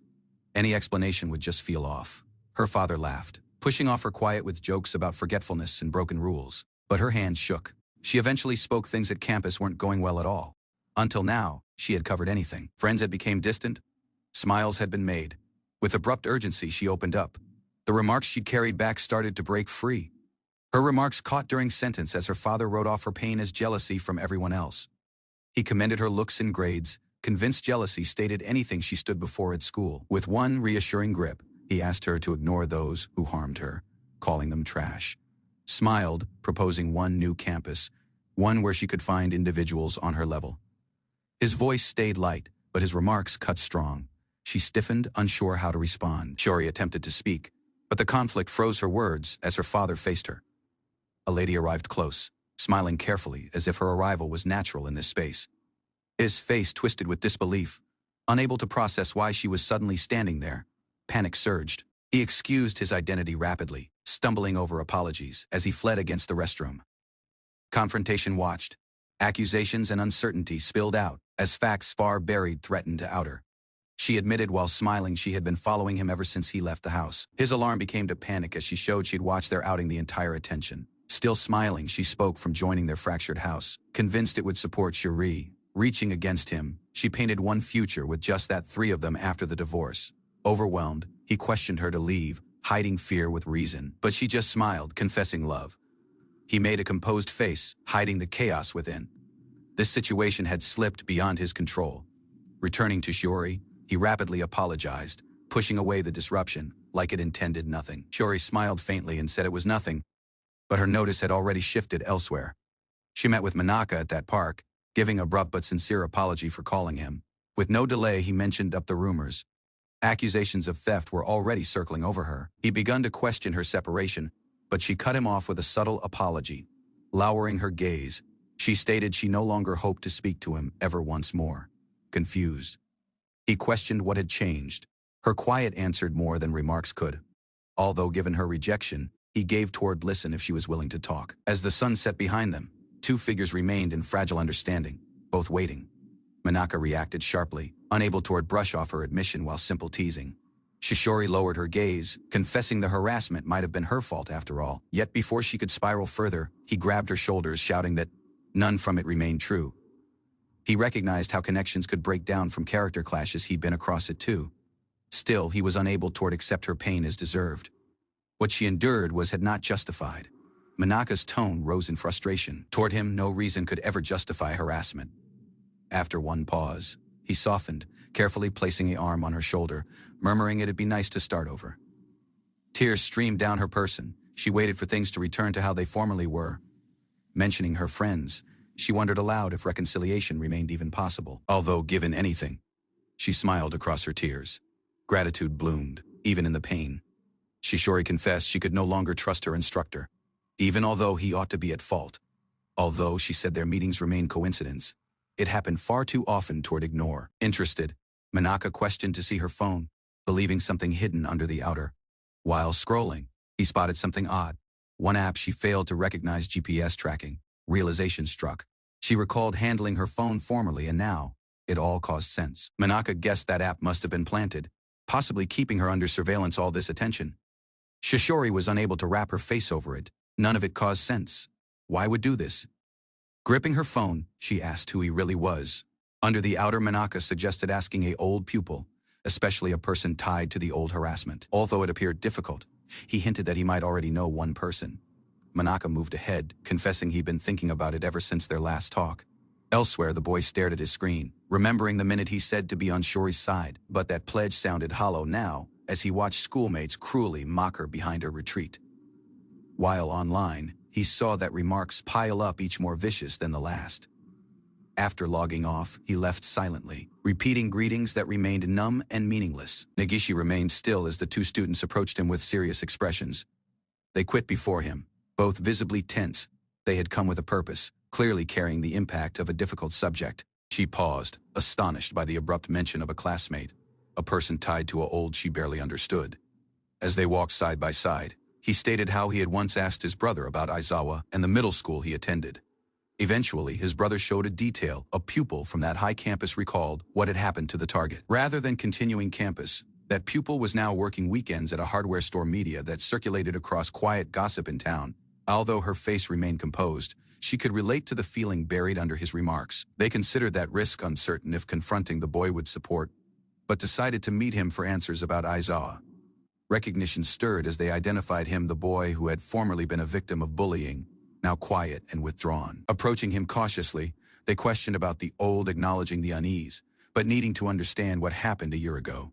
He became away, unwilling to speak, insisting there wasn't thing to discuss as he walked off without speaking. Left behind, the student eventually spoke up, clear that she too was being victimized now. Suzuki paused, acknowledging that impact of asking Negishi to revisit something he might wish to forget. Even so, that student remained compelled to share her current struggles, believing he deserved to know her truth. Negishi brushed it off, claiming it failed to worry him, but she carefully noted out what they both showed. Her tone firmed as she said the label. They both identified Aizawa, the instructor they had in common. Startled, Negishi stiffened. The label isolated stirred something in him he was not ready to person.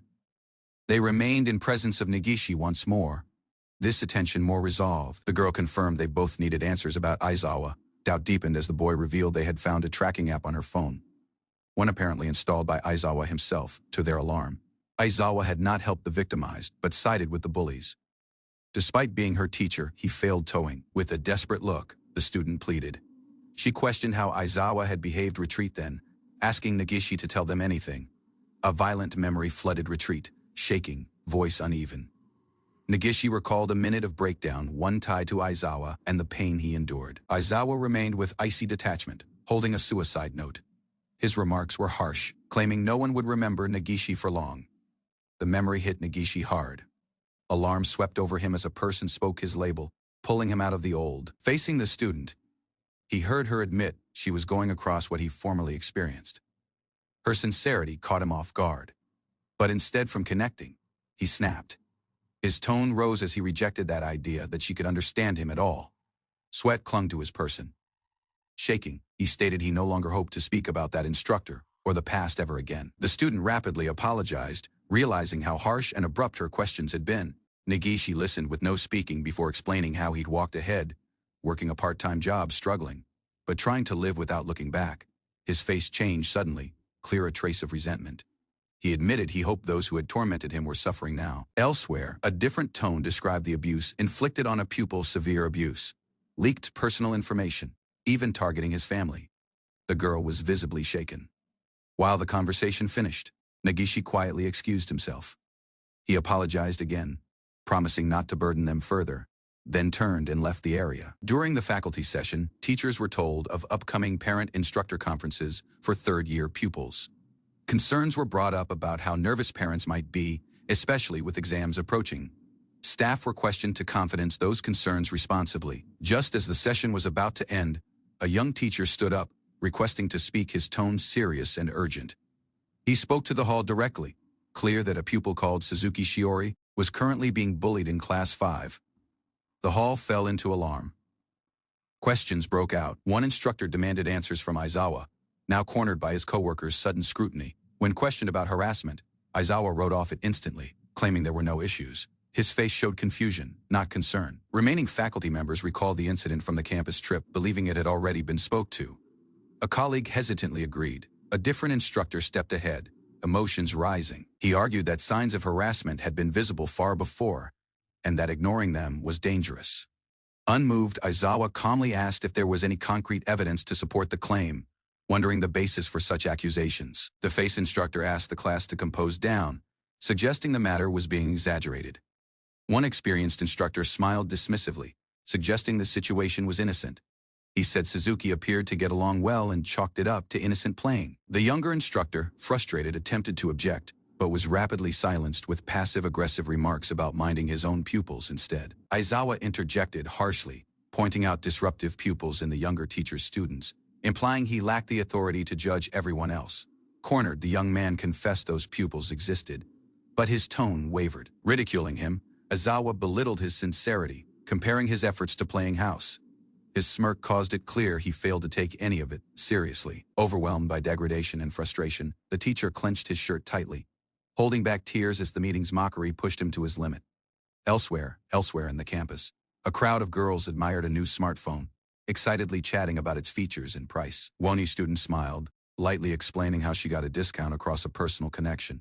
Her face was bright, unaffected by the conflict elsewhere. Afterward, the two pupils who had investigated Aizawa walked the corridor with no speaking. Still, the student noted one thing. Whenever Aizawa's label rushed up, the individuals they spoke to all along reacted differently, as if guarding a truth. As the pupils walked down the hall, they reflected on how even Nagishi had been ignored by Aizawa. Their mind were interrupted by a classmate's tone, harsh and insincere. She smirked and accused the student of acting as if to get along with others. With a ridiculing grin, she announced loudly that her companion had to buy a new phone because of Suzuki, dragging in everyone else as witnesses. Rage flared as one student stepped closer, pressuring Suzuki to pay for the phone. A classmate attempted to de-worsen, but conflict remained thick. Ending the quiet, the boy beside Suzuki stepped ahead. His tone was composed but cutting. With no delay, the boy confronted the student face-on. His remarks were blunt. He found her behavior annoying, stunned. The student faltered. The word echoed in her mind. Her expression twisted into frustration while the others left the area. Unfazed, rage overtook her. She slammed her fist into the wall and admitted her far-standing bitterness. Her grin, she admitted, had always been a lie.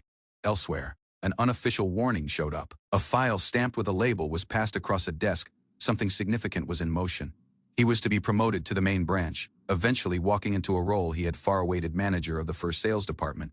Suzuki remained in that office, brimming with confidence. With this promotion, he believed his path to executive standing and maybe even presidency was now in sight. That superior commended him for his old achievements, emphasizing the transfer was inevitable due to his consistent performance as assistant branch manager. However, there was one warning: that promotion wouldn't be official for a different month. The supervisor's face became focused. He advised care, especially regarding connections with women. Though he laughed it off, the warning lingered. Smiling tightly, Suzuki convinced them he was devoted to his spouse. But behind that grin, his mind betrayed him. He needed to act instantly to protect himself. At his desk, Suzuki grew tense. He pulled out his phone, muttering that lady he was present with had become erratic. Resolved, he drafted a note instructing her to meet. His goal was clear: make her delete anything, even if he had to manipulate her into doing it.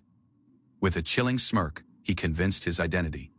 If there was no evidence, he could dismiss her as unstable. Moving through the company, he felt invincible.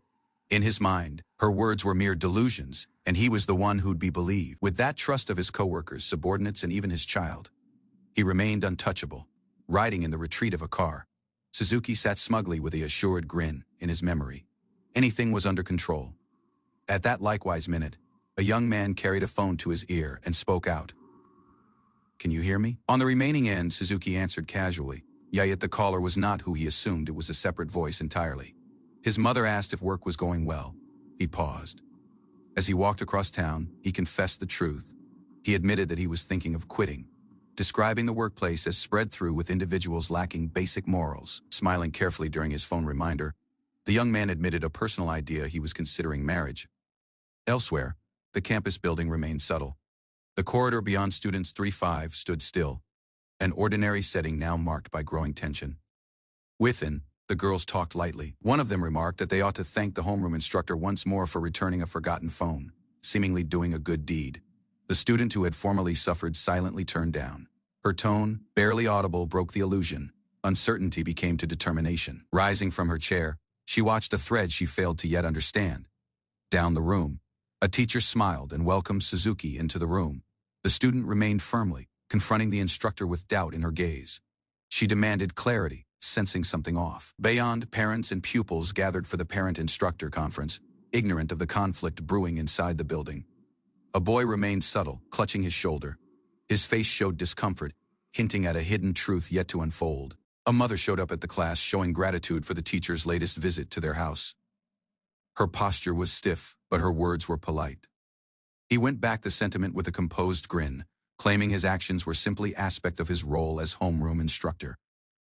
Doubt clouded her face. Doubt remained behind her gaze as she asked whether his intentions were truly professional. During a different session, he spoke to a worry, directly suggesting the actual reason for bringing the phone was to install a tracking application.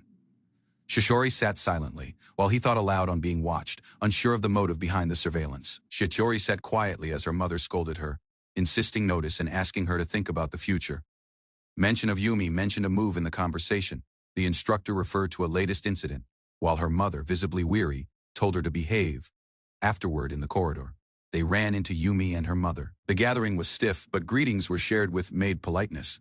Prompted by her mother, Yumi smiled and said they were still utmost friends. Shori turned astonished by the unforeseen answer. With a word, Shirori became and left the area. Her gaze narrowed, expression unreadable, leaving Yumi stunned in the corridor. Shishori walked ahead with a stern look, her mother near behind. Yumi apologized nervously, but conflict hung intense in the air. At house, Shishori remained withdrawn. Her mother spotted her distant behavior and asked the changes she had observed lately.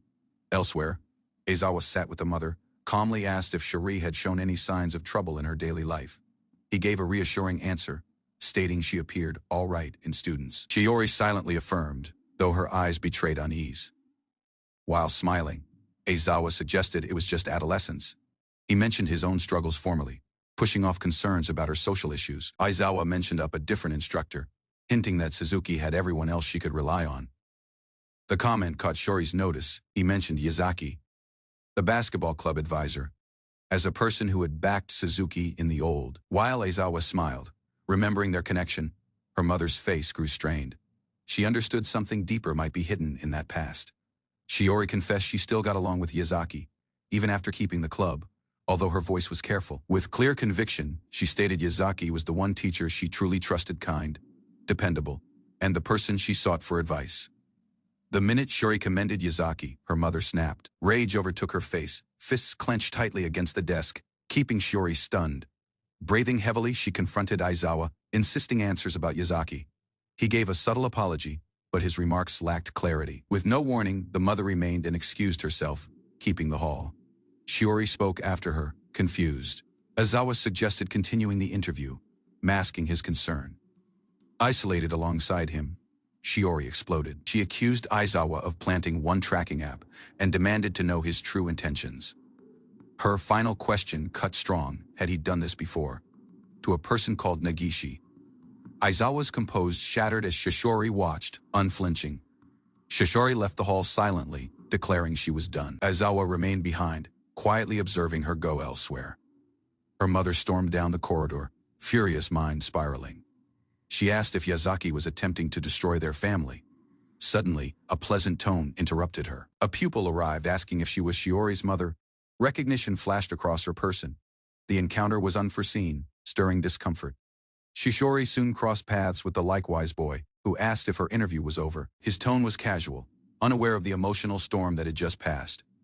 He carefully took Shiori's hands, asking if she was all right. Worry spread through his person, giving a moment of calm. Her mother soon reappeared, remembering something Shiori had hoped to say. Emotion shook behind her tone. But her demeanor changed once more. She questioned Shiori to face house first. Her tone quiet yet cold. With a soft grin, the lady stated she had to speak with Yazaki. The boy's face became unreadable. As Shiori watched them walk away, her steps slowed. One hollow quiet watched her whisper, asking her mother to wait. Shiori wandered the halls with no speaking. Her memory flooded with questions. Mind of her mother and Yazaki clouded her focus. At the reception, a recognizable person caught her eye. She stiffened, stunned to recognize him. It was Negishi. The label resounded in her face as she watched him speak with the presence desk. She wondered if he had come toward confront Aizawa. Her gaze narrowed, studying his blank face. Uncertainty stirred. He formerly said he hoped to forget the old. So why was he here now, willingly stepping back into it? Worry gripped Shiori as she watched Negishi. She wondered if he still harbored rage against Aizawa, and if he intended to act on it. Her tone broke the conflict. She spoke out and questioned him to wait, desperation pushing her ahead. Beyond, she demanded to know what he planned to do if he saw Aizawa once more. Negishi failed to offer an actual answer. With a clenched fist and gaze shadowed, he muttered, "Who knows?" Before moving off elsewhere, a man finished a failed phone reminder. The position beeped, unanswered, adding to the quiet already hanging over anything. Rage surged across the man as he stared at his phone. The lady had not shown up as agreed, and now she was not answering his calls. He stormed into that house, grumbling to his identity, attempting to hide his frustration. He muttered with clenched teeth. That house was dark and unspoken. He asked aloud if anyone was even there. Switching the lights on, he believed Shiori must be at cram campus. Still, something remained off. Isolated in the kitchen, he poured a drink and attempted to remove off the conflict. Tomorrow, he thought, tomorrow will be different. He attempted to rationalize her absence. It was unlike her to cancel suddenly, especially with no word. What he found instead shook him. She lay in the bathtub, motionless and drenched, her hand reaching against him with unspoken despair. Panic overtook his tone as he hurried to her side, shouting for her to hold on, insisting answers. Tears streamed down her person as she murmured bitterly, "I trusted you." Her tone cracked under the impact of betrayal, staggering retreat. Breathless, he stood before the horror unfolding before him. Uncertainty became to dread. He reached for his phone, just one word forming ambulance. Panic overtook the man as he spoke for emergency support, desperation driving each movement while fear clouded his mind. Shiori showed up just in attention to sense something was terribly wrong. The look on her father's person confirmed it before he could explain.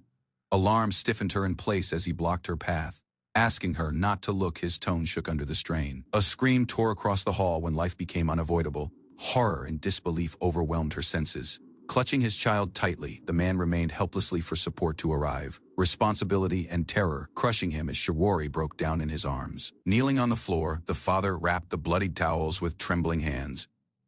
Remorse appeared in his memory. He ought to not have left her with Yazaki.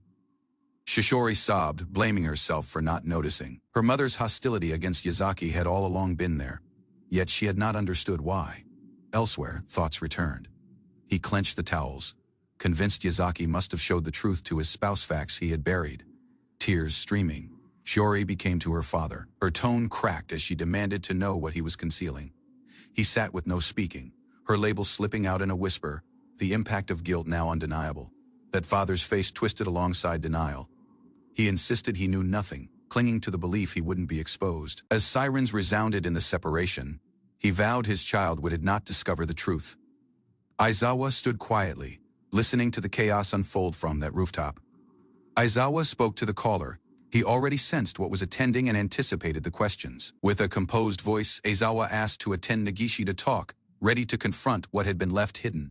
Resting silently in a hospital bed, the student remained unresponsive. Her features composed, although given the circumstances, beside her. A young student sat without speaking while a man, likely her father, looked on. Both carried the weight of concern while they observed the fragile figure beneath the blanket. Ending the quiet, the man mentioned the delay caused by the police investigation. The student gave no immediate response, her gaze fixed downward. Doctors had confirmed she would recover, although her injuries were severe. One longer hospital stay would be necessary to monitor her condition. As they walked across the corridor, the man reflected on what truly worried him. Troubled mind spread through the girl's memory as she walked beside the man. She feared her secret might be exposed and discussed if she could trust the person beside her. With no warning, she stepped ahead and embraced him, drawing him off guard. His gaze widened in surprise at the abrupt closeness. Struggling to speak across her emotions, she showed what the doctor had told her. Tears welled up in her gaze. She stated that her mother's condition could have worsened, yet his quick action had prevented it from becoming critical. Walked by her remarks, he carried her tightly in return, sharing a minute of subtle reconciliation. He carefully convinced the student in his arms, attempting to compose her worries as her emotions overwhelmed her. Tears streamed down her cheeks while she clung toward him, listening as he vowed to defend their household at any cost. Nodding quietly, she accepted his remarks. Strong down, he knew he had reached a limit. There was no more attention to delay. His car sped across the streets. Determination surged within him as he caused a strong decision to end the affair, formally and for all. Standing at her door, he sounded the chime, purpose on stopping her before she could say something irreparable. She met him with a pleasant grin, concealing her urgency. Internally, she was already planning to erase any trace of their connection. Inviting him in with no delay, she attempted to act natural. He, however, wasted no attention and questioned her directly. His face grew tense as he questioned about her conversation with his spouse the morning before. With any sign of responsibility, she confessed it lightly. Her voice remained light, unaware of the tension growing in the room. That memory went back. His spouse had confronted her in person, calmly requesting that she stop contacting her husband. Confrontation escalated rapidly. His spouse lashed out, accusing the student of interfering with both her child and her marriage. Composed but defiant, the student responded with a subtle insult, turning fault against the wife's behavior. Her face became focused as she mentioned up the old, claiming the wife had trapped her husband by hiding the pregnancy. With little regret, the student confessed her plans to be with him. Still, she gave to return him temporarily and asked the wife to seek divorce properly. Within the hall, the conflict thickened. She justified her actions, blaming his delay in ending things. Smiling with anticipation, the student eagerly questioned about the divorce. She hoped to know what his spouse had said. His face became somber. With delay, he showed that his spouse had attempted suicide. Alarm washed over her as he stated that she had cut her wrists and was now being treated at that hospital. He showed his worry for his child, fearing the personal toll if word the affair's influence became public. Eventually, he cautioned her this might not be something their child could ever forgive.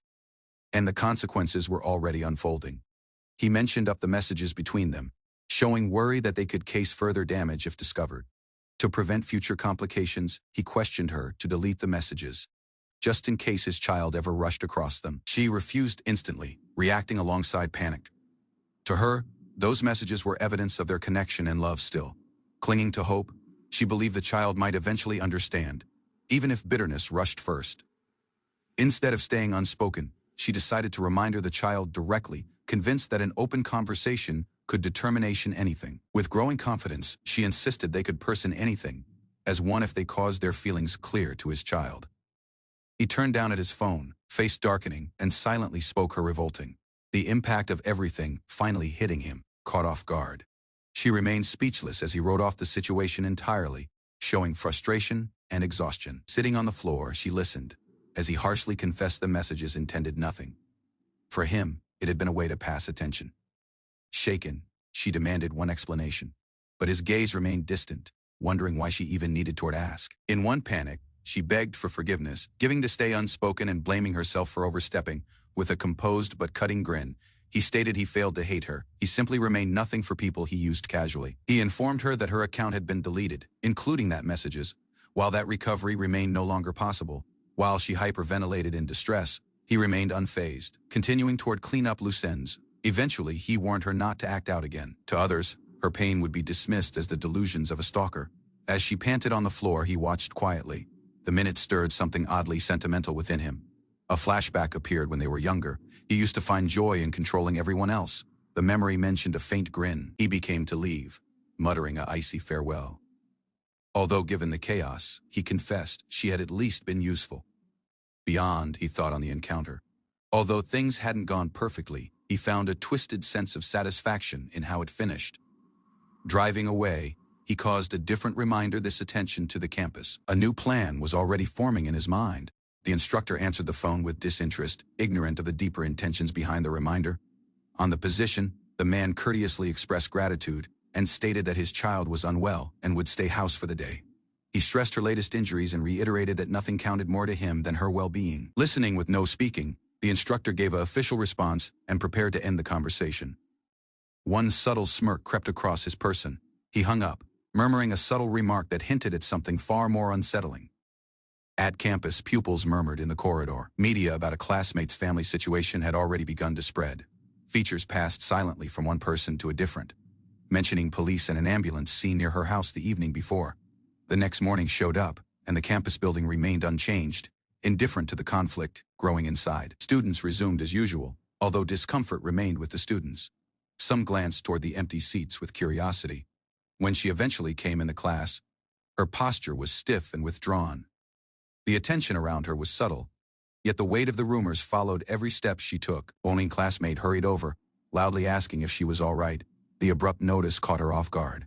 A different pupil expressed worry, clear that rumors had already begun spreading about something serious happening at her home.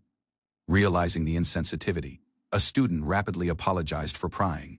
Her person spread through with awkward remorse. Although given the unease, the schoolmates gave quiet support, assuring her that she failed to have to face it alone. While seated, she found a vicious getting slipped with her things, a mockery of her mother's suicide. Her expression froze with shock. Vicious murmurs circulated at near range. Schoolmates leaned in, repeating rumors about her mother with no concern for how they sounded. One student pressed further, smiling as she asked that reason behind the incident, treating it like gossip instead of pain. With no warning, a different pupil snapped. She struck the student away, unable to tolerate the mockery any longer. The attacker shouted in fury, condemning the lack of humanity behind the rumors. Alarm ran across the class. An instructor intervened immediately, demanding an explanation for the sudden violence. The room fell into tense silence as the damage settled. Notice changed when a person noted out the getting on the floor. The room grew tense as its meaning became clear. Pupils rapidly attempted to downplay the situation, calling the abuse excessive while pretending the cause was unclear. An apology watched, but it remained empty. Questions about stolen items and fault appeared, instead of worry. More apologies resounded across the class, spreading mechanically. Alarm registered on several faces as consequences were talked about. Murmurs went on afterward, tying anything retreat to her household situation. Even teachers struggled to decide how to handle the damage already done. At house, a parent harshly dismissed comparisons, insisting their family was not the same as Shishari's. The student responded with a made grin, suppressing her frustration, while silently labeling the situation as unfair. Isolated afterward, she confessed to herself that although given Shiori being smaller capable, she still had options and paths that felt out of reach. A discarded laundry bag with Shiori's label on it stirred complicated emotions. It caused something move within her. Smiling sweetly, she said it cheered her up, hiding her resentment behind a reminder for a person else to apologize. In the subtle class, she lowered her face, avoiding the other's gaze. Shame and uncertainty clouded her each movement. She clutched her hands, searching for ease. Although conflicted, she convinced herself she'd done all she could to support. The student remained strong, refusing to break under the impact of blame. Her voice trembled, but her stance failed to waver. Conflict rose as schoolmates watched with no speaking. Familiar names echoed through the air, drawing invisible lines between friend and enemy. With burning gaze, she shouted her defiance. No, regardless how harsh the turmoil, she vowed had not to kneel before them. In the middle of the class, conflict grew. One student stood firm, her expression defiant, while others stared with disbelief. Rage flared. The remaining student, trembling with rage, carried her cheek and glared retreat. Emotions swelled, betrayal, frustration, and disbelief flooding her eyes. Rumors and accusations swirled. A person recalled old abuse, stolen phones, abuse, and the quiet that followed. Tears streamed down as the student clutched her chest. She mumbled reasons, worry, concern, but her voice shook. Although given all the pain, she spoke of kindness. Even after anything, she still saw the remaining student as someone important. But her words were cut off, shouted down in desperation. Her tone exploded with fury. She rejected the worry thrown at her, accusing the remaining student of faking it. She questioned the question directly: why had the harassment gone that far? The answer rushed, harsh and bitter. It was not just her. Her mother had been mocked too. Stunned, the student attempted to explain, but was cut off. In a burst of emotion, she lunged ahead, grabbing her. Voices spoke out, schoolmates stiffened, observing. A person warned her not to take it too far. Faces turned, tears mixed with rage. She screamed, accusing the remaining of ignorance, Anything was her fault. No one understood. Her pain eventually broke across the quiet. An instructor stormed into the scene, shouting at the audience. Aizawa watched silently behind, observing with a composed yet sharp gaze as chaos unfolded. Uncertainty spread through the hall. Aizawa's gaze scanned the unspoken students. The teacher demanded answers, his voice echoing. No one moved. No one spoke. The instructor called on Yoneda. She sat stiffly, hesitating, her hands clenched. Aizawa looked on, expression unreadable, as the pressure to speak fell on her. Yoneda glanced at Suzuki. Her lips shook. Suzuki's gaze widened, sensing betrayal. An intense quiet passed between them. Yoneda eventually spoke, accusing Suzuki of attacking Nagumo with no reason. Whispers circulated. Witnesses nodded. Aizawa stepped ahead, carefully interrupting the instructor. With composed authority, he gave to handle the situation. His gaze fixed on Suzuki, who remained silent. The instructor ordered the students retreat to their seats.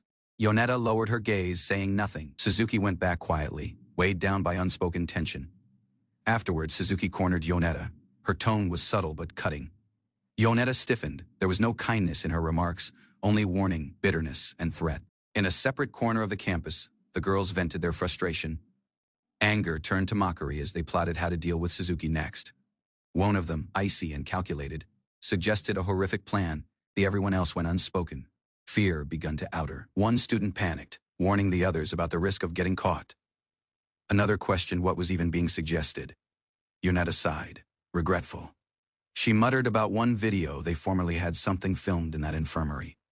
Suzuki's gaze widened. She questioned about the video. Yoneda answered bluntly, it ought to still be saved on the server, possibly retrievable. Yoneda recalled the campus trip. She told Suzuki how she had deleted files to make space for more pictures. Suzuki quietly listened. From the rooftop, Suzuki confessed she had indeed done that. She often kept random videos and photos, ignorant then how focused it would become. Suzuki understood the video might still be retrievable. She recalled Yoneda changing her phone settings, something she hadn't completely understood at the attention. Yoneda confirmed it. She had activated automatic backups on Suzuki's phone, storing photos while videos in that cloud just in case. Suzuki fumbled with her phone. Remembering the password, she asked if the data remained. Even after changing devices, Yoneda nodded it should be there. While the screen loaded, an image of Nagumo arrived. Suzuki stared without speaking. The file had been saved after all. Everyone else were stunned. Yoneda confessed she had not assumed it to still exist. Suzuki and Nagumo shared silent, heavy glances. Suzuki smiled brightly, holding her phone. She playfully scolded Yoneda for not telling her earlier about that backup. Yoneda paused. Thoughts of their past friendship surfaced. The other girl commented on how they had once been close but stated it was good. She let go. Suzuki hugged her tightly, declaring they'd be utmost friends from now on. Yoneda remained motionless, her face unsure under the embrace, laughed while observing former videos, pointing out a recording from an earlier harassment incident. Left isolated, Yoneda stared into the separation. Her mind resounded, Shiori caused me do this. I'm not a bad person, yet guilt weighed heavily. Within the science prep hall, Aizawa silently came near Nagumo. He mentioned up the rumors about her recent fight and her mother's situation. Nagumo answered with an intense truth. Her mother had attempted suicide. The pain in her tone caused Aizawa freeze. She shook as she spoke. That girls mocked it, laughed at her mother's suffering. She was unable to understand why they hated her so deeply. Tears streamed down her person. She shouted that no reason could justify such abuse. It had gone too far. Aizawa listened silently. Then, with composed conviction, he stated that truth she needed to hear: bullies are just evil. Nagumo brought up her tone, frustrated. She insisted the instructor failed to understand and told him of what she'd already confided. Calmly, Aizawa responded. He showed his own he too had formerly been a target of relentless harassment. He recounted how, by his third year, the abuse had become unbearable. The abuse left both personal and physical marks that made him into isolation. On the outer, he believed disappearing was enough. Yet under it all, his memory asked anything. Curled up and isolated, he had formerly wondered why he had to leave, while those who harmed him went on with no consequence. Aizawa showed an agonizing memory. He had lately met the person who formerly victimized him the worst. That same person hadn't changed at all, although given the several years that passed, the abuse still remained. The man said Aizawa's suffering ended 2 decades ago, but Aizawa quietly denied it. For 20 several years, the pain had not left. It was not just a memory, it remained a shadow over anything. Nagumo remained still. absorbing his remarks. He confessed he had not forgiven them. Bitterness had become part of his identity. Hostility remained. Even if the pain settled, could they ever grin like before? Aizawa questioned, did she hate them too? Nagumo shook, her tone rising. Rage and resentment overflowed, she was unable to deny it. Hostility filled her chest, threatening to consume her entirely, far away. Everyone else laughed carelessly. Their smiles contrasted sharply with the impact of their abuse. They spoke as if their victims failed to deserve to exist. The remarks resounded in Nagumo's memory. Slowly she murmured her support. Aizawa's presence grounded her, but her heart still burned. With conviction, Aizawa stated that bullies must person consequences. He spoke not with rage, but with determination. He gazed at her, confessing he had failed to punish his tormentors, and that remorse had haunted him for 27 years. Aizawa held out a package against Suzuki. His tone was composed but strong. He told her it was time to end everything right now. Her gaze widened in surprise. The impact of the minute left her stunned and uncertain how to respond. Isolated in the corridor, she walked slowly, the remarks repeating in her face. Her mind was full of conflicting thoughts and memories. Retreat in the class, she gripped her phone. Aizawa told her the video was undeniable evidence. It would expose anything. He added, however, that if she truly hoped more than just justice, there was still one different path she could take. Suzuki lowered her face, unsettled by Aizawa's intensity. His hostility against harassment remained overwhelming, almost frightening, yet painfully sincere. Thoughts returned. Formerly, anything remained simple. Laughter came easily when they reunited in the same class. Before resentment took root, Shishori's grin remained in Suzuki's mind. Promises of eternal kindness resounded fragile and distant. Moving isolated, Suzuki wondered if returning to that attention was even possible. Could things ever be the likewise once more? Her steps slowed. Doubt crept in. As Aizawa's remarks replayed in her memory, she asked if she was lasting enough to choose another path. Two unfamiliar youths came in the class. One of them caught Suzuki's eye instantly. Her steps halted as her old caught up to her. She murmured his label, Manaka. Her face changed from alarm to nervous recognition. The boy glanced back, unsure of her intent. Aizawa's remarks resounded in her memory. He told her that the final decision was hers, isolated. Silence surrounded her as she considered his challenge. Manaka walked old, and Suzuki answered with determination. Her tone was subtle, but her choice was clear. Fine. Elsewhere, one student lay comfortably in bed. A phone rested beside her. That post was ready, set to go live the next morning. Nagumo smiled to herself, convinced the video would circulate rapidly. She imagined the alarm it would case and remained a twisted sense of anticipation. At campus, she watched Suzuki from afar, studying her face while checking her phone, eager toward witness despair firsthand. That evening, Nagumo lay on her bed, restless and excited. Tomorrow remained near, too near. A note showed up from Yumi, asking if the video had been showed yet. Nagumo noticed it calmly. She answered that it would happen in the morning, appreciating Yumi once more. The decision was set, the countdown had started. Messages went on afterward into the evening. Yumi checked formally more, asking if anything would truly be safe. Nagumo answered confidently. She brushed away doubt, framing tomorrow while something exciting rather than dangerous. Yumi responded with subtle enthusiasm. Anticipation replaced delay, and the conversation finished on a fake note of reassurance. Isolated, Nagumo replayed thoughts of degradation, laughing, commands, and made apologies resurfaced, sharp and vivid. Sitting on her bed, phone in arm, she stared at former images scattered over her. Apologies resounded in her memory, unresolved and heavy. Suzuki stared at the screen. The formerly joyful memory with Yumi now distorted by betrayal and remaining bitterness. For the third morning, Yazaki's desk remained empty. Murmurs of her when on absence circulated across the teacher's office, but no one had clear answers. Silently thought on the situation. His gaze dropped, troubled by the idea that something deeper might be wrong with her. A different instructor came near him, smiling while asking if the issue from earlier had been resolved. He reported that he was still collecting information. The headmaster responded firmly, handle it discreetly, especially if harassment was present. Aizawa gave a polite grin, concealing his unease. Under his composed appearance, he carried a silent resolve to uncover the truth, no matter the pressure. Yumi showed up at campus, her face distant. A classmate met her happily, flanked by two others who offered cheerful smiles and polite words. As Yumi hesitantly went back the welcome, the trio lightly teased her about their chat from the evening before. They referenced an online conversation, hinting that Yumi had appeared stressed. She uneasily agreed, ignorant of the deeper purpose behind their remarks. Away from Yumi, two of the girls shared remarks. One asked the remaining to post something soon, eager to witness Yumi's personal reaction. The student smiled sweetly, concealing vicious purpose. She assured her companion it would happen during homeroom, already planning the moment for maximum effect. Suzuki walked down the corridor, her face unreadable. A classmate met her courteously, attempting to ease the tension between them. An apology watched, wrapped in vague remarks.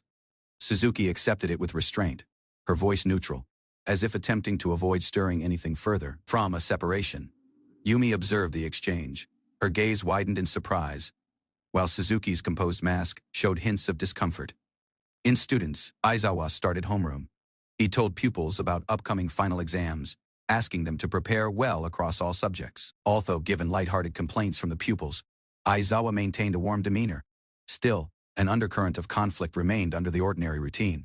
During students, one student placed the arm on another's shoulder. Her remarks were casual, but her voice held an edge. Under their pleasant faces concealed vicious intentions. They mocked the unsuspecting peace of their classmates' days. From her desk, one of them observed Suzuki. Malice burned behind her grin. She quietly vowed to destroy the fragile composed Suzuki carried on to. Suzuki silently endured, reflecting on the days of isolation. Even as she stood before mistreatment, she remained composed. But something within her had begun to break. She imagined an end to Suzuki's suffering. One she would personally deliver. Her threat loomed, covered behind a pleasant face. Laughing broke out in the corner of the hall, hiding vicious purpose. Behind her hands, a girl sneered, relishing the tension building nearby. Fingers hovered over the phone screen. A password prompt blinked retreat, rejecting each attempt with the icy error note. Uncertainty circulated across her person. Gaze darted against the back of the classroom, where unease had already taken root. Repeated inputs led nowhere. Doubt crept and remained it typed wrong. Or had something been changed alongside knowing? Focus locked on one determined. Nagumo sat calmly in the hall, but something in that quiet sent a chill down her spine. Phone in arm, she demanded an answer. Uncertainty and frustration formed her tone. Gaze locked on the one she once trusted. Gasps and scattered voices spread through the hall. Accusations flew. She stammered, reaching for her phone with disbelief, unable to comprehend the situation. A post displayed clearly an incriminating picture capturing the minute of mockery. No hall left for denial. Her arm had walked, pen pressed to paper, asked by everyone else. Smiles surrounded her, but shame resounded louder than their laughter. Suzuki sprinted down the room, uniform stained. Behind her, two girls laughed, ridiculing, unbothered, enjoying the aftermath of a person else's degradation. Lunch became a different platform for degradation. Food, laced with filth, was pushed against her, while close eyes watched eagerly for a reaction. Mockery watched as she ate with no speaking. Smiles circulated among those observing, treating her discomfort as entertainment rather than cruelty. Realization rushed too afterward. She remained suddenly, panic overtaking restraint, and hurried away from her desk. Laughing went on even as sickness overwhelmed her. A phone captured anything, turning suffering into showed amusement. Retreat in the class, pupils stared. She went back pale and shaking, holding the device that carried evidence of what had been done to her. Screens lit up, clear audio and images too specific toward deny. Murmured voices identified Nagumo in her circle. She slammed her hands on the desk, tone cracking as she shouted. Panic surged across her remarks. Gaze watched her each move. One pupil cursed under voice, unable to hide disbelief. Nearby, Aizawa reached for a device, expression unreadable. He stared at the screen, lines deepened between his brows, uncertainty mixed with disappointment. His tone barely broke the quiet. Accusation hung intense in that air. Her label was spoken. So were her actions. There was nowhere left to hide. Alarm widened her gaze across from her. Schoolmates pieced as one what they heard evidence they could no longer ignore. Panic overtook her tone. She shouted over the spreading realization, denying anything as her remarks cracked under demands. Whispers built over the hall. Aizawa came near, silently lifting the phone. The atmosphere shifted. Accusation turned into certainty. Yumi scrolled across the screen, horrified. Her tone shook. The content was undeniable. This was not misunderstanding. It was harassment. With no warning, she ran. Her exit was unspoken, but her responsibility remained behind. Left isolated, Nagumo stood frozen, unable to answer why. Footsteps resounded down the corridor. Shouts watched near behind. Uncertainty swelled with each step. No one had control anymore. Murmurs reached Suzuki. Questions spread through her memory. Why had things spiraled so fast? Doubt twisted over her mind. Yumi ran, voice shaky. Friends watched in panic, insisting answers she was unable to give. Something had gone terribly wrong. Accusations flew. Faces became harsh. Yumi remained motionless as fingers noted at her failure to stop what had been exposed. Desperation cracked her tone. She insisted she had no control, that her phone had been locked. Her pleas, however, barely carried retreat the turmoil. Voices cracked under demands. Accusations changed wildly. One demanded responsibility, claiming she had not hoped any part of it. Finger-pointing escalated. Allegiances fell separately. No one hoped to be the one left blamed. Her label Suzuki became the boundary. None dared to cross anymore. Frustration burst out. If she failed to care, why get present? A different counter there was had not a choice. Demands had kept them from walking away. Hopeless with disbelief, she stared at the phone. Her mind scattered. Behind her, a composed voice cut through the tension. Aizawa's arrival grounded the minute. His remarks were simple. Homeroom was not over, but what had unraveled was unable to be ignored anymore. Yumi panicked. She feared the circulated of videos. No way to stop it now. Her tone shook as she begged for answers. He responded, plainly actions have consequences. Her assumptions shattered. That impact of her choices was eventually hers to hold. Not formally had he taken sides. His quiet was not alignment, it was restraint. Nagumo's grin faltered. Her voice attempted to accuse, yet the words lacked conviction. The question echoed had he tampered with her account, wrote off it with no pause.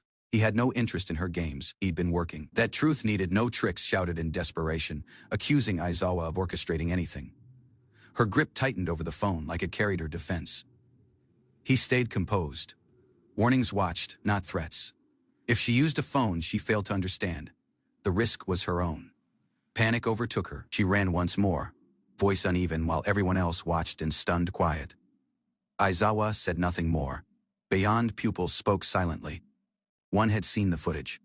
His face showed unease, not shock, just the weight of undeniable truth. Discussions changed. Students 5's quiet became the subject. Manaka walked slowly, gaze downcast. Weighed by mind he could no longer ignore. The class must have noticed there was no way they had not, facing him in the corridor. Suzuki failed to hesitate. When he asked about the videos, she nodded and stated it was fine. With a strong face, she confessed it outright. No delay, no fault, just the truth. The account had not been hacked. She had uploaded anything herself using Nagumo's profile. Manaka remained stunned, disbelief creeping in, raising his tone. He asked her choice. What happened toward her was awful, but revenge like this, was it really worth it? Tears streamed as she screamed. No one needed Toward remind her how vicious anything had become. She knew too well. Steps slowed as she passed her instructor. Manaka spoke out, but she failed to turn. Her face stayed low. Aizawa carefully walked beside her, asking if she was all right. Her tone rushed out, minor, barely audible, but she said yes. Elsewhere, Manaka stiffened in place. Remarks spoken earlier resounded retreat, cruel and public. Even now, it continued online. That screen displayed it all, laughing faces, celebrations from suffering. Thousands had seen it. Tears welled in her gaze. Panic overtook reason. As life closed in, her scream resounded across the unspoken building. Accusations cut strong as Yumi remained with no speaking, overwhelmed by the sting of betrayal and harsh judgment from her classmates. Afterward that evening, she awoke in a panic, voice brief and body trembling, unable to escape the memory of their remarks. With no word, she slipped old her mother, ignoring that question about breakfast as she reached for the door. A maid grin concealed the dread within her murmurs, and stares had already begun to spread beyond the classroom. Although skipping campus crossed her memory, the risk remained heavier than the fear itself. Online remarks wrote off the video as forced, accusing it of being staged for notice. Yumi noticed the remarks with no speaking, her grip tightening on the phone. She hoped the noise would fade rapidly. Afterward, her mother carefully mentioned one summer cram course, saying she had already sent in an application on Yumi's behalf. Although money was tight, her mother gave to work evening shifts to cover the cost, pushing off Yumi's worry. Stunned by her mother's determination, Yumi listened silently as she promised to support her dreams, even if that path had changed. Her mother's soft remarks remained an apology for all along, making Yumi suppress her feelings. After keeping, Yumi struggled to breathe, responsibility welling up. An idea haunted her. What if her mother discovered the truth isolated beyond? She buried her person in her arms. The impact of disappointment pressed down before anything had even been said. Within the faculty hall, conflict rose. Teachers murmured about a video spreading rapidly online. Rumors reached the headmaster, whose rage stirred worry. The class now remained on what would be said to the board. Aizawa watched the viral video with no speaking, the laughing repeating as colleagues speculated about his future. A different instructor stated that the footage likely rushed from a hidden camera, now removed with no trace. Suddenly, accusations burst out. Aizawa was blamed for negligence. His mistake toward acts spoke inexcusable. Remorse spread through the younger teacher's tone. He confessed he should have done more to erase signs of harassment when warned. Staggered, Aizawa attempted to defend his identity, but doubts grew. Even he started to question whether the video might have been altered. Aizawa squinted at that footage, unsettled by how precisely it captured the harassment. He suspected the video had been edited. With sweat on his brow, he asked everyone else to think about that school's reputation rather than dwell on the scandal. He muttered about hopeless retirement plans, while fearing the media turmoil and its influence on the school's image. Frustration boiled over as he cursed under his voice, overwhelmed by that impact of scrutiny. Elsewhere, stories rushed in that the pupils present were homesick. Their guardians had called in, citing poor health and stress. The class door slammed open as a furious student stormed in, getting everyone's notice with her intense glare. With no delay, she shouted across the hall, insisting to know who had uploaded the controversial video to the internet. Her rage failed to stop there. She accused the entire students of standing by and doing nothing, blaming them for their quiet. One pupil responded harshly, refusing to be grouped with those who had directly harmed Suzuki, distancing his identity from her actions. Everyone else joined in, calling her out. Their remarks were harsh, labeling her a criminal and condemning her for deflecting responsibility. Alarm stiffened her in place.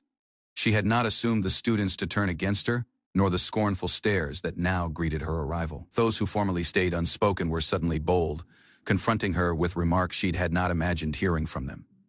As the instructor approached, he calmly requested her version of the events that had unfolded the day before. She lashed out in frustration, claiming the class already knew the truth, and accusing him of acting as if otherwise.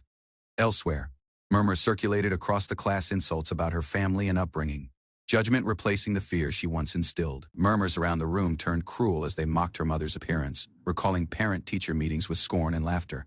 Himekawa's tone cracked as she attempted to speak, but rage exploded as she lunged ahead, unable to bear the insults. Aizawa, observing closely, asked her reaction. Remained she truly upset because they insulted her parents? He confronted her calmly, telling her how she formerly laughed while tormenting a different student. Looking down on everyone else had given her a sense of control. Now cornered, she tasted the likewise powerlessness she had made on a person else. Aizawa's remarks struck hard. Her person twisted with alarm as he asked if she had ever considered being in the victim's place. He went on calmly but firmly, pointing out that she had not imagined something like this could ever happen toward her. Yumi showed up just in time to see Himekawa collapse to the floor. Breathing heavily, she stared without speaking. There wasn't anything left to say.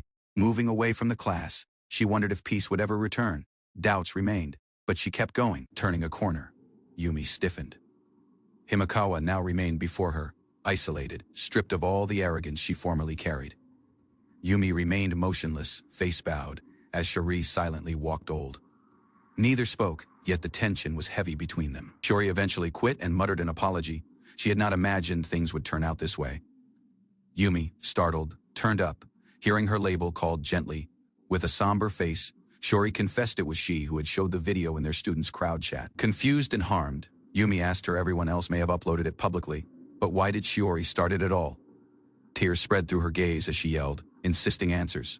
There were limits, and some lines ought to not have been crossed. Aizawa's harsh gaze widened as the phrase echoed in his head. Things you can and can't do. The words unsettled him. Shisori came near Yumi with a composed but cutting question. Were that things Yumi did to her something she believed were acceptable? Flustered, Yumi insisted she had not intended it. Demands from everyone else left her feeling trapped, made to go along. Yet Shuri pressed further. Clear she knew Yumi had tipped off Nagumo about that infirmary video. There was no denying it. A flashback showed Shuri pleading her case to Aizawa 2 days earlier. She had not given up. She had attempted to expose the truth. Shiori showed to Aizawa that she had been the one to remind her for support during the campus trip, disguising her tone while using a hotel phone. She stated her strategy earning Nagumo's trust while secretly event evidence. Aizawa nodded. That videos used toward blackmail her had now been completely erased, thanks to her efforts. In one flashback, it was shown that he had allowed spyware toward be installed on that phone, ensuring the cloud-stored data wouldn't be misused. Holding out the monitoring device, Aizawa stated how it allowed him to reset or lock the phone remotely each note. Each trace was under watch. Aizawa stated that depending on how that information was used, Suzuki had the power to bring her bullies down entirely if that was what she truly hoped. In private messages, Yumi and a different student talked about the infirmary footage. Yumi expressed worry about being caught, although she still helped willingly. Shiori's face changed when she noticed the final note. Just under the friendly tone, a warning popped up. Yumi attempted to play innocent, but Shiori confronted her. She had seen the messages, seen how pleasant she sounded while sharing sensitive information. Left speechless, Yumi trailed behind. Shiori walked ahead, subtle but resolute, burdened by facts that was unable to be overlooked anymore. Shiori walked with subtle intensity, her tone trembling as she questioned what would happen to her now. Yumi watched behind, her tone uncertain. She questioned whether there was not another way, worried that the truth spreading would destroy her future. Tears fell as she asked whether Shiori only hoped to punish her. The pain in her voice revealed a fear deeper than shame. Shiori failed to look retreat. Her tone was steady. Yes, she did want punishment. An aspect of her hoped Yumi to feel what she had felt. Crushed by responsibility, Yumi collapsed to her knees. As Shiori left the area, Yumi remained behind, trembling without speaking. Aizawa sat isolated in his apartment, arms wrapped tightly over his knees. The hall was subtle, but his mind were loud. A knock at the door startled him. A tone spoke out, composed but strong. Someone knew he was inside and was not leaving. The knocking went on. The tone pressed once more, warning that if he failed to open the door, anything would be exposed, every secret. Gaze wide, Aizawa froze as the girl outside accused him of having an affair with Shiori Suzuki's father. Slowly the door creaked open. He peered out, stunned, as the student stood waiting with a quiet but chilling expression. She carried up a picture as evidence, proposing a deal. Both had secrets. Cooperation, not truth, would defend them now. In January 2021, the sound of bouncing basketballs resounded across the gym as pupils habitual with intensity. Leaping old her defender, she held out her hand and released the ball during air. It spun cleanly across the net, drawing praise from her teammates for the skillful shot. Sweat lined her person, but she smiled with pride. Her label was Suzuki Shiori, a second-year middle campus pupil who had found confidence on the court. Urged by her friends, Shiori went on practicing hard. With the winter tournament approaching, her chances of making the starting lineup appeared within reach. Just then, the gym door slid open. A tall student with far, straight hair came in, smiling lightly. Training resumed with urgency. The coach scolded AI for her delay, drawing a clumsy excuse.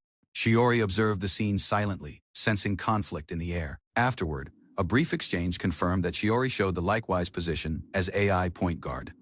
The overlap hinted at future competition between them. Praising AI's experience, Shiori recognized her talent with praise. She identified AI's performance as exceptional, almost unreachable in skill. A teammate attempted to boost Shiori's confidence, but her modest reply thought delay. AI, overhearing the remarks, reacted with subtle surprise. Smiling carefully, AI complimented Shiori's progress. The kind remarks lit up Shiori's person, a sense of acceptance blooming silently between rivals. Wearing a composed grin, AI addressed Shiori, subtly reminding her of the difference in their positions. Their exchange went on as AI instructed Shiori on what to do during substitution. A teammate, noticing the voice, quietly asked if it was encouragement or disguised mockery. Although given the conflict, AI gathered the team with enthusiasm. She asked the class to aim high in the upcoming tournament on the morning of the preliminaries. The coach pushed the players to stay harsh. The girls confirmed their readiness with concentrated determination. As the match neared, AI sat in concentration. The seventh seed loomed ahead, and she told herself and her team of the efforts poured into every practice. The coach started announcing the starting lineup, with players silently taking in the choices. AI remained composed, whispering a subtle pledge to carry the team through the challenge. As the list reached the final spot, the class turned to Shiori. Her name was called unexpectedly, and surprise swept across the bench. Caught off guard, Shiori paused to respond. That coach prompted her once more, then confirmed it. She was in the starting lineup. In abrupt burst of joy, Shiori accepted the role with a bright, assured tone. Alarm flared in AI's face. Confronting the coach, she demanded an explanation, just to be met with strong determination. His decision was final. The coach shouted from the sidelines, pushing the players to stay harsh. Shiori walked with purpose, completely engaged in the game. Elsewhere, AI sat on the bench with disbelief. Her pride stung at the idea of being sidelined in favor of a person else. Frustration simmered under her composed face. Although she covered it, resentment brewed as she convinced herself Shiori would fail soon. Contrary to expectations, Shiori broke across defenders with speed and precision. AI watched, stunned, as her rival began to shine. Cheers broke out across the court as Shiori scored. The team's support resounded loudly, keeping AI silently wondering her own worth. A classmate's tone rose above the remainder, calling out his support with no delay. Beaming with joy, Shiori radiated confidence. Observing quietly, AI clenched her fists, telling herself the focus was just temporary. Although, given her old performance, AI had not selected to start. Throughout the entire tournament, she remained on the bench left to watch everyone else shine. By March 2021, daily days had resumed. AI walked with friends after school, their conversation light and casual as they planned their next stop. A note from her mother popped up, smiling quietly. AI answered, her competitive mind set away for now. At least she chose to move forward, annoyed. AI sighed as she recalled Shiori's earlier request. Although small, even minor errands now remained burdensome. While moving isolated, she caused excuses to avoid joining her friends. Grumbling inwardly, she asked the need to go out at all. Pausing during step, AI spotted a recognizable person across the street. Reflexively, she became her face, uncertain how to respond. Startled by Yazaki's arrival, she rapidly ducked behind cover. That instinct to hide confused her more than the encounter itself. From a separation, AI watched her old teammate laughing with a person else. Almost 2 months had passed since she left the basketball club. Beyond a building, a hotel sign caught AI's notice. Realization struck as she spotted the place was a love hotel, sending her into an unspoken panic. Her curiosity escalated, seeing Yazaki close. She was unable to trust what she was witnessing and started documenting it impulsively. The man moving beside Yazaki arrived recognizable. AI's mind skipped as she identified his face, her shock deepening with each step. Murmurs circled in her face. Yazaki was Suzuki's father. Her mind spun out of control as she pieced as one the image. Voice quickening, AI shook. Doubts consumed her. Was this the actual reason she hopeless her starting position? A printed picture lay on AI's desk, capturing Yazaki and Suzuki's father beyond a hotel. The image confirmed her darkest doubt. In her hall, AI sat defeated. The pieces appeared to align favoritism, demotion, and betrayal. Her dreams of a scholarship remained shattered behind repair. Overwhelmed alongside rage, she screamed and smashed that camera. The pain of perceived injustice pushed her to the edge, resolved to retaliate. She cornered Shiori in presence of schoolmates. AI accused her of benefiting from an affair, purpose on exposing anything. But instead of reacting, Shiori simply answered she was quitting. The answer left AI stunned. Her fury met with subtle determination. I stared blankly, confessing her slipping grades. That impact of her obsession had clearly taken its toll behind the court. From a separation, she overheard Shiori speaking with a teammate. Although given becoming a starter, Shiori was now moving away. Shiori confessed it openly. Her selection was just luck. Her remarks were composed, sincere, with no resentment or pride. She expressed subtle confidence in AI's skills, knowing AI was better. Shiori stepped away with no remorse, entrusting the future to her. The remarks resounded. The responsibility and alarm hit harder than any loss. Class chatter spread through the air as new seats were assigned. Excitement sparked between friends, cheerful to be in the likewise students again. While organizing her things, Shiori paused in idea, reflecting on that upcoming entrance exams, alongside nervous anticipation. Panic struck when she spotted her bare keyholder absent. It was not just an accessory, it was a birthday gift, a treasured reminder. Yumi apologized, uncertain how it vanished. Shiori brushed it off with a made grin, although her memory swirled with unease. Far from coincidence, the keyholder had been intentionally cut and flushed away. Bitterness simmered with no speaking, a subtle act of revenge carried out in secret. Bitterness boiled over with no speaking. That cheerful smile, always so effortless, stirred something cruel inside. Anger turned personal humiliation was not enough. Consumed by rage, she promised to corner her until nothing remained. Mind spiraled into revenge laced alongside violent purpose. Now, in the present, AI remained before Yazaki. Unable to trust she'd come to this point, asking for support from the very person she envied. Plans had changed. Originally, she intended to blackmail Yazaki with the affair photos, but life complicated anything. Her tone grew quieter. Online exposure had spiraled out of control. She needed one ally, and Yazaki, unexpectedly, became her just option.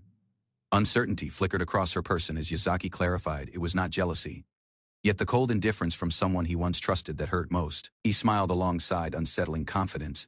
If that picture was shown, he reasoned, the man would have no choice but to comply. Observing him, she couldn't support but recoil. That obsession, the desperation, it crossed into madness. Resolved, he moved ahead, asking what needed to be done. She failed to respond instantly, calculating how long she needed to play along. Support rushed swiftly. The picture became the weapon, the deal sealed. Blackmail now tied them as one, bound by fear, secrets, and survival.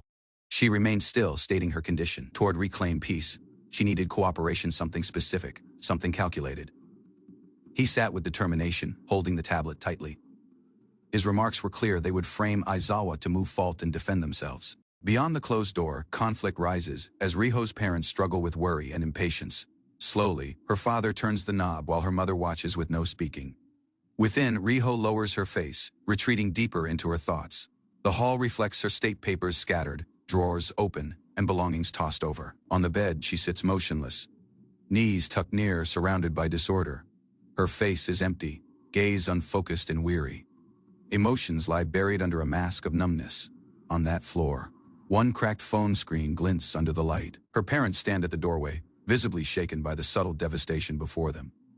With an unstable grin, Riho explains how the constant demands broke her. Messages insisting she end her days had not ceased. The phone never stopped buzzing. She curls up tighter, muttering about hidden cameras. Paranoia seeps across her tone as she insists a person is still observing her. Even now, her father and mother stand motionless, struggling to comprehend her fear. They plead for clarity, overwhelmed by that rapid unraveling of her mind. Her mother approaches carefully, shaken and desperate. She places an arm on Riho's shoulder, her tone trembling with worry and uncertainty. Tears stream down Riho's person as she breaks. Her tone cracks while repeating the likewise remarks, trying to convince herself it was not her fault. Riho leaves the house with her parents, her face lowered as responsibility and uncertainty cling to her. Online posts circulated rapidly, spread through with comments condemning the bullying video. Public attention grows, yet the pressure only shifts instead of fading. At a computer desk, a student looks at the screen with alarm. Realization sets in as she connects the names mentioned online to her own school. The post exposes personal features, listing classmates and identifying Riho directly. Fear replaces hesitation as the situation escalates beyond control. Overwhelmed by fault and constant reactions, the girl slumps forward. Exhaustion takes over as the consequences of exposure sink in. At the store counter, the student fumbles with her money while anxiety tightens her chest. The clerk watches silently as delay slows her movements. A customer close checks a phone, glancing up more than formally. Her discomfort deepens as notice seems to linger over her. Doubt spreads across her mind. Each look feels intense, and she becomes convinced that strangers recognize her from online posts. Beyond that shop, she pauses near the entrance, breathing unevenly. Coins slip from her arm and scatter across the ground, amplifying her panic. Collapsing ahead, she breaks down completely. Tears spill as despair overwhelms her, and the impact of exposure convinces her that anything has already finished. On that way house, Riho walks beside her parents, while distant looks follow them from across the street. A neighbor approaches, giving polite gestures that feel intense with judgment. Riho senses the hidden fault under the calm expressions. That evening, her mother reflects silently, weighed down by responsibility and responsibility. Remorse settles as she considers the damage already done. Days afterward, Riho sits isolated at her desk, making herself to focus on her research. Quiet fills the room, but her thoughts remain restless. At campus, conflict tightens as a different pupil watches her closely. Bitterness lingers in the air, hinting that the consequences are far from over. Afterward at evening, Yumi looks at her desk, overwhelmed by exhaustion and remorse. Her mother enters the hall and calls her label, sensing something is wrong. The subtle mood grows tense as notice shifts toward Yumiya. Phone is brought up, revealing an image that changes everything. Shock spreads across her mother's face as the truth becomes impossible to ignore. Rage and disbelief outer as responsibility is asked. Yumi stiffens, unable to escape the impact of judgment pressing down on her. Tears spill as she eventually breaks, clutching at excuses that no longer hold. That hall fills with the realization that denial cannot undo the harm caused. Conflict erupts as Yumi is grabbed by that wrist, the force of the minute stripping away restraint. She struggles desperately, attempting to pull clear while emotions spill over. Apologies and explanations lose meaning as panic drives her actions. Ending away, Yumi stumbles ahead, keeping alarm behind her. The hall feels smaller as distance forms between them. Rage eventually bursts out, fueled by bitterness and remorse. She blames circumstances she had not chose, convinced everything led to this point. Her mother stands motionless, staring with disbelief. The remarks sink in slowly, exposing an agonizing gap between misunderstanding and reality. Yumi's tone trembles with bitterness as she confronts her mother. Several years of comparison and subtle jealousy toward Shiori, pour out without restraint. With no looking retreat, she storms out of the hall. Harsh remarks follow accusations, not just of parenting, but of personal neglect buried under routine. Behind the closed door, she sinks to the floor. Responsibility crashes down with the impact of her own rage, making her feel undeserving of anything. Elsewhere, one new video surfaces. Laughing erupts from a stranger's hall, as Shori's suffering becomes public entertainment. But one viewer remains subtle. His gaze fixes on that screen. The label Negishi escaping his lips, burdened by a recognition he cannot ignore. On the rooftop, Negishi silently faces his teacher. The weight of unspoken pain sits heavily between them as the silence stretches. He reveals his intention with one bitter grin. A suicide note lies beside his shoes, listing the names of those who drove him to despair. Negishi believes his death will leave a mark that the ones who harmed him will not forget. His tone trembles with defiance and sadness. Yet the instructor speaks coldly. With no delay, he tells Negishi the truth. No one will remember him. That illusion shatters. Names on paper won't bring justice, while those at fault will move on, untouched by the damage they caused. Aizawa raises the suicide note calmly, stating that attention will erase anything. His remarks strip away Negishi's last hope of being recalled. Negishi turns retreat with shock while the note is torn apart. The idea of revenge begins to crumble under Aizawa's steady gaze. Gripping Negishi's collar, Aizawa pulls him away from that edge. He urges him toward life, refusing to let the minute end in death. Uncertainty and grief flooding his person. Aizawa confronts him directly, pointing out that quiet, isolated is not responsibility. Afterward, Negishi sits isolated in his hall, staring at the remains of the note. The choice to keep living settles heavily, but firmly, in his chest. Attention passes, and Negishi reflects silently on what happened. The realization settles that Aizawa's intervention saved him, and likely spared everyone else as well. At campus, Aizawa sits across from staff members during a focused session. Documents lie on the table as responsibility is spoke to directly. Evidence remains presented showing that abuse recorded in the video. When asked, a pupil admits to spreading the video deliberately. The impact of that choice becomes impossible to deny. Aizawa steps in calmly, clarifying the truth behind the incident. The focus shifts away from fake fault and against the actual source of harm. Within the office, Aizawa listens as the situation is reviewed again. The discussion turns towards Suzuki's family, but circumstances complicate any immediate contact. Media arrives that Suzuki has been hospitalized, delaying further action. Composed acceptance crosses Aizawa's person as he decides to wait for the proper minute. Evidence of abuse lies openly on the table, keeping no hall for denial.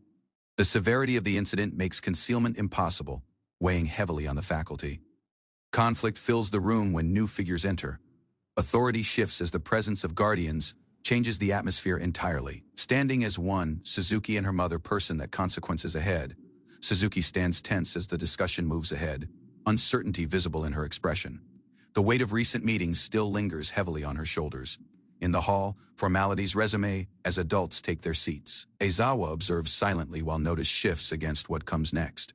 Reaching out, Suzuki's mother clasps her daughter's hands with care, showed exhaustion and worry outer across the gesture. Surprise flickers across Suzuki's person as emotions she attempted to suppress begin to stir. The minute catches her off guard. Unable to hold retreat any longer, she eventually breaks down. Pain and remorse spill out as an apology takes form, marking the start of far-delayed honesty. Suzuki reacts with no speaking as a startling claim is caused. Her mother insists that her child, too, was a victim in the unfolding events. The accusation spreads further, expanding behind the schoolmates. Gaze turn against Aizawa as fault begins to take unexpected direction. Conflict escalates when a finger is noted at Aizawa. According to the claim, he manipulated the pupils and incited the harassment his identity. Startled, that headmaster steps in to defuse the conflict. He struggles to process the seriousness of the accusation, while Aizawa remains composed, with no flinching. Aizawa refutes that claim calmly. He dismisses it as unsubstantiated, letting his steady tone challenge the rising chaos. While seated across from Aizawa, the mother calmly introduces a label from his old. She references Kayama Middle Campus, placing a new piece on the table. Her remarks grow sharper as she reveals prior research. A like case had occurred at his old campus using another leaked video. A vague memory resurfaces a scene of pupils intimidating a classmate. That visual implication adds impact to the building accusation. With doubt mounting, she questions Aizawa's role. Twice now, the likewise outcome has watched him, and she refuses to remind her it coincidence. Accusation shifts from logic to venom. The suggestion that he manipulates pupils for personal satisfaction strikes a chilling voice across the hall. Accusations fill that air, and Aizawa remains composed, although given the sting of harsh remarks. From across the hall, her companion rises to defend him. She insists that Aizawa had manipulated her into damaging behavior, even if everyone else struggled to trust it. The idea of having harmed a person she cared about leaves her broken and ashamed. Gaze widen with alarm as truth and responsibility collide. Aizawa watches without speaking while Suzuki is left stunned by the raw confession. Just as the minute hangs heavy, Aizawa receives a call. The screen flashes with urgency. His landlord is on the line, and something about his apartment demands immediate attention. Aizawa's phone sounded out, ending the tense quiet. The student standing before him was unable to hold back her anger, her voice rising as she demanded that he focus on the issue at hand. With no protest, Aizawa became off his phone and set it away on the table. He gave a brief apology while those over him watched in stiff silence. Clearing her throat, the older lady changed notice to the headmaster. Attention pressed forward. A wall clock ticked past 10 as the principal stressed the urgency of addressing the spreading video. The woman's voice became strong. She insisted on calling a press conference, insisting immediate action to address the situation. Aizawa turned away, visibly annoyed. The student beside him avoided eye contact, while a different pupil watched their interaction with worry. A lady stands outside, clutching her phone. She's attempted to reach someone repeatedly, yet there is still no answer. She speaks with the landlady, pleading for support. A close sign indicates the housing complex. The landlady hesitates, explaining that entering the hall with no police involvement would be improper. A different person joins that conversation. They reveal the absent man is their fiancé, who hasn't contacted them or gone to work in 5 days. Fear builds as they imagine what might have happened, unable to hide their anxiety. The landlady, walked by their desperation, eventually agrees to support. She unlocks the door, allowing them within. Within the campus office, conflict rises. A experienced faculty member suggests contacting the media to address the growing concerns. A subordinate reacts in panic, asking care. That truth hasn't been confirmed, and premature action could worsen the situation. Nagumo, appearing stern, emphasizes the urgency of the regardless. Her strong voice silences further protest. Plans begin forming rapidly. A conference is proposed for that end of the week, instantly after final exams. All guardians are to be contacted and summoned. Afterward, in a minute of frustration, Nagumo expresses contempt against a colleague. The impact of the crisis strains their professional relationship. That young man calmly recites Nagumo Kyuko's background. Formerly a veteran instructor, she now lectures at a university and writes educational books. He outlines her uncompromising position on harassment. In her gaze, it's a crime that warrants strict consequences. Alongside one subtle smirk, he confesses his far-standing desire to witness one of her lectures firsthand. Elsewhere, a student expresses worry. Her doubts started when she spotted Nagumo's label on the list of involved individuals. Isolated, that instructor weighs his options. Facts become secondary to avoiding scandal. He chooses damage control over truth. Conflict erupts as a student insists her actions were voluntary. A different pupil counters the claim, accusing her of lying to move blame.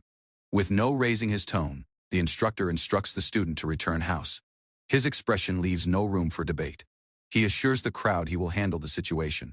Reluctantly, the student complies, exiting the hall with no further protest. As the door shuts behind her, quiet falls. One student sits in emotional turmoil, while another watches her anxiously. Facing Nagumo directly, that instructor acknowledges her background. She confirms his observation with composed acceptance. Nagumo declares her zero-tolerance position against harassment, her person strong with conviction. The young instructor responds, condemning the manipulation of pupils under the guise of authority. His voice is harsh but controlled. Overcome alongside rage, Nagumo turns to her child, insisting to know what methods were used to force her involvement. The student lowers her face, muttering with a dark grin. Her remarks hint at manipulation but remain vague. Aizawa watches closely while her face shifts. He warns her not to show too much. Her composure wavers, yet she continues. Makes a composed but noted remark. Nagumo's defensive outburst follows, while her child looks on without speaking, seated across from her. Aizawa admits he agrees with parts of her position on harassment. However, he points out her bias when her own child is present. Nagumo, cornered, challenges him. She demands evidence proving her direct involvement in that harassment.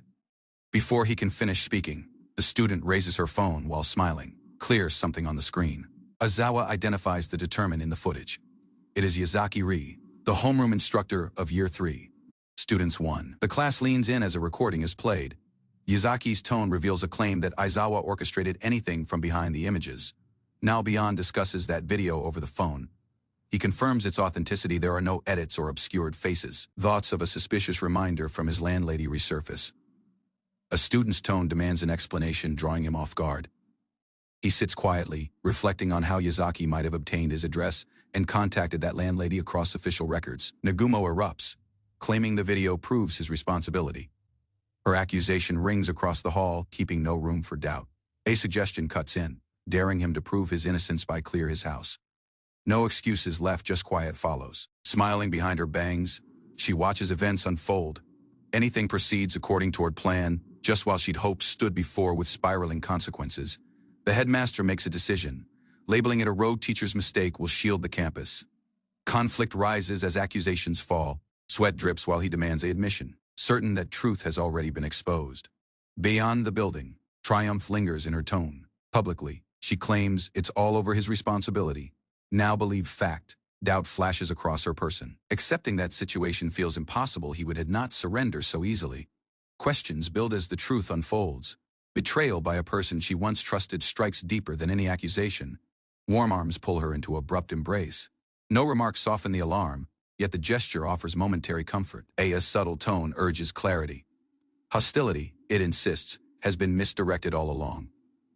Wearing a composed grin, an invitation is extended. She's asked to speak at a press conference, cameras waiting. Truth expected, arm grips her shoulder carefully. She's questioned to speak on behalf of a person else's innocence, to frame them as another victim. Doubt creeps in. Although given the plea, thoughts of the video raise unsettling questions about purpose and truth, alongside frustration boiling over. She lashes out, accusations flip, and she storms off, unable to accept that narrative being made on her, behind her retreat. Icy murmurs echo. One side claims victory, the remaining waits for the next move. Grinning wickedly, one new scheme brews. Hidden leverage photos of an affair awaits perfect timing to destroy a different days. Isolated in her hall, Yumi hesitates before answering the reminder. The tone on the remaining end sounds all too familiar. Nagumo speaks calmly. Clear, she is calling across a secure position. Her focus rapidly shifts to Aizawa's case. Alarm sets in upon hearing that results. Although given the viral backlash, the plan worked flawlessly. Reputation damage, now reversible. One hollow pledge follows. Things can return to how they used to be, as far as nothing leaks. Precautions are laid out. All apps and messages must be erased. Tomorrow, they'll meet once more clean, got ready, and unspoken. Before keeping for work, her mother barely makes eye contact. A subtle farewell marks the usual separation between them. Left behind, she wonders if redemption is possible.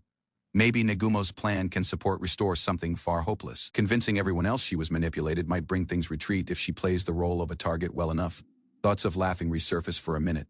It seems like returning to that attention is within reach. Yet life hits. That bond she longs for is already broken, shattered by her own hands. Media spreads rapidly. Aizawa's suspension becomes the latest subject, with pupils gathered near the lockers. Speculation follows. Some worry about consequences, yet many assume they'll walk away untouched. Laughing erupts as they mock the fallen teacher. Cruel words fly easily, yet one student walks silently beside them. Questions are thrown her way. She responds automatically, yet her memory drifts elsewhere, detached from their conversation. Desks shuffle as exams begin.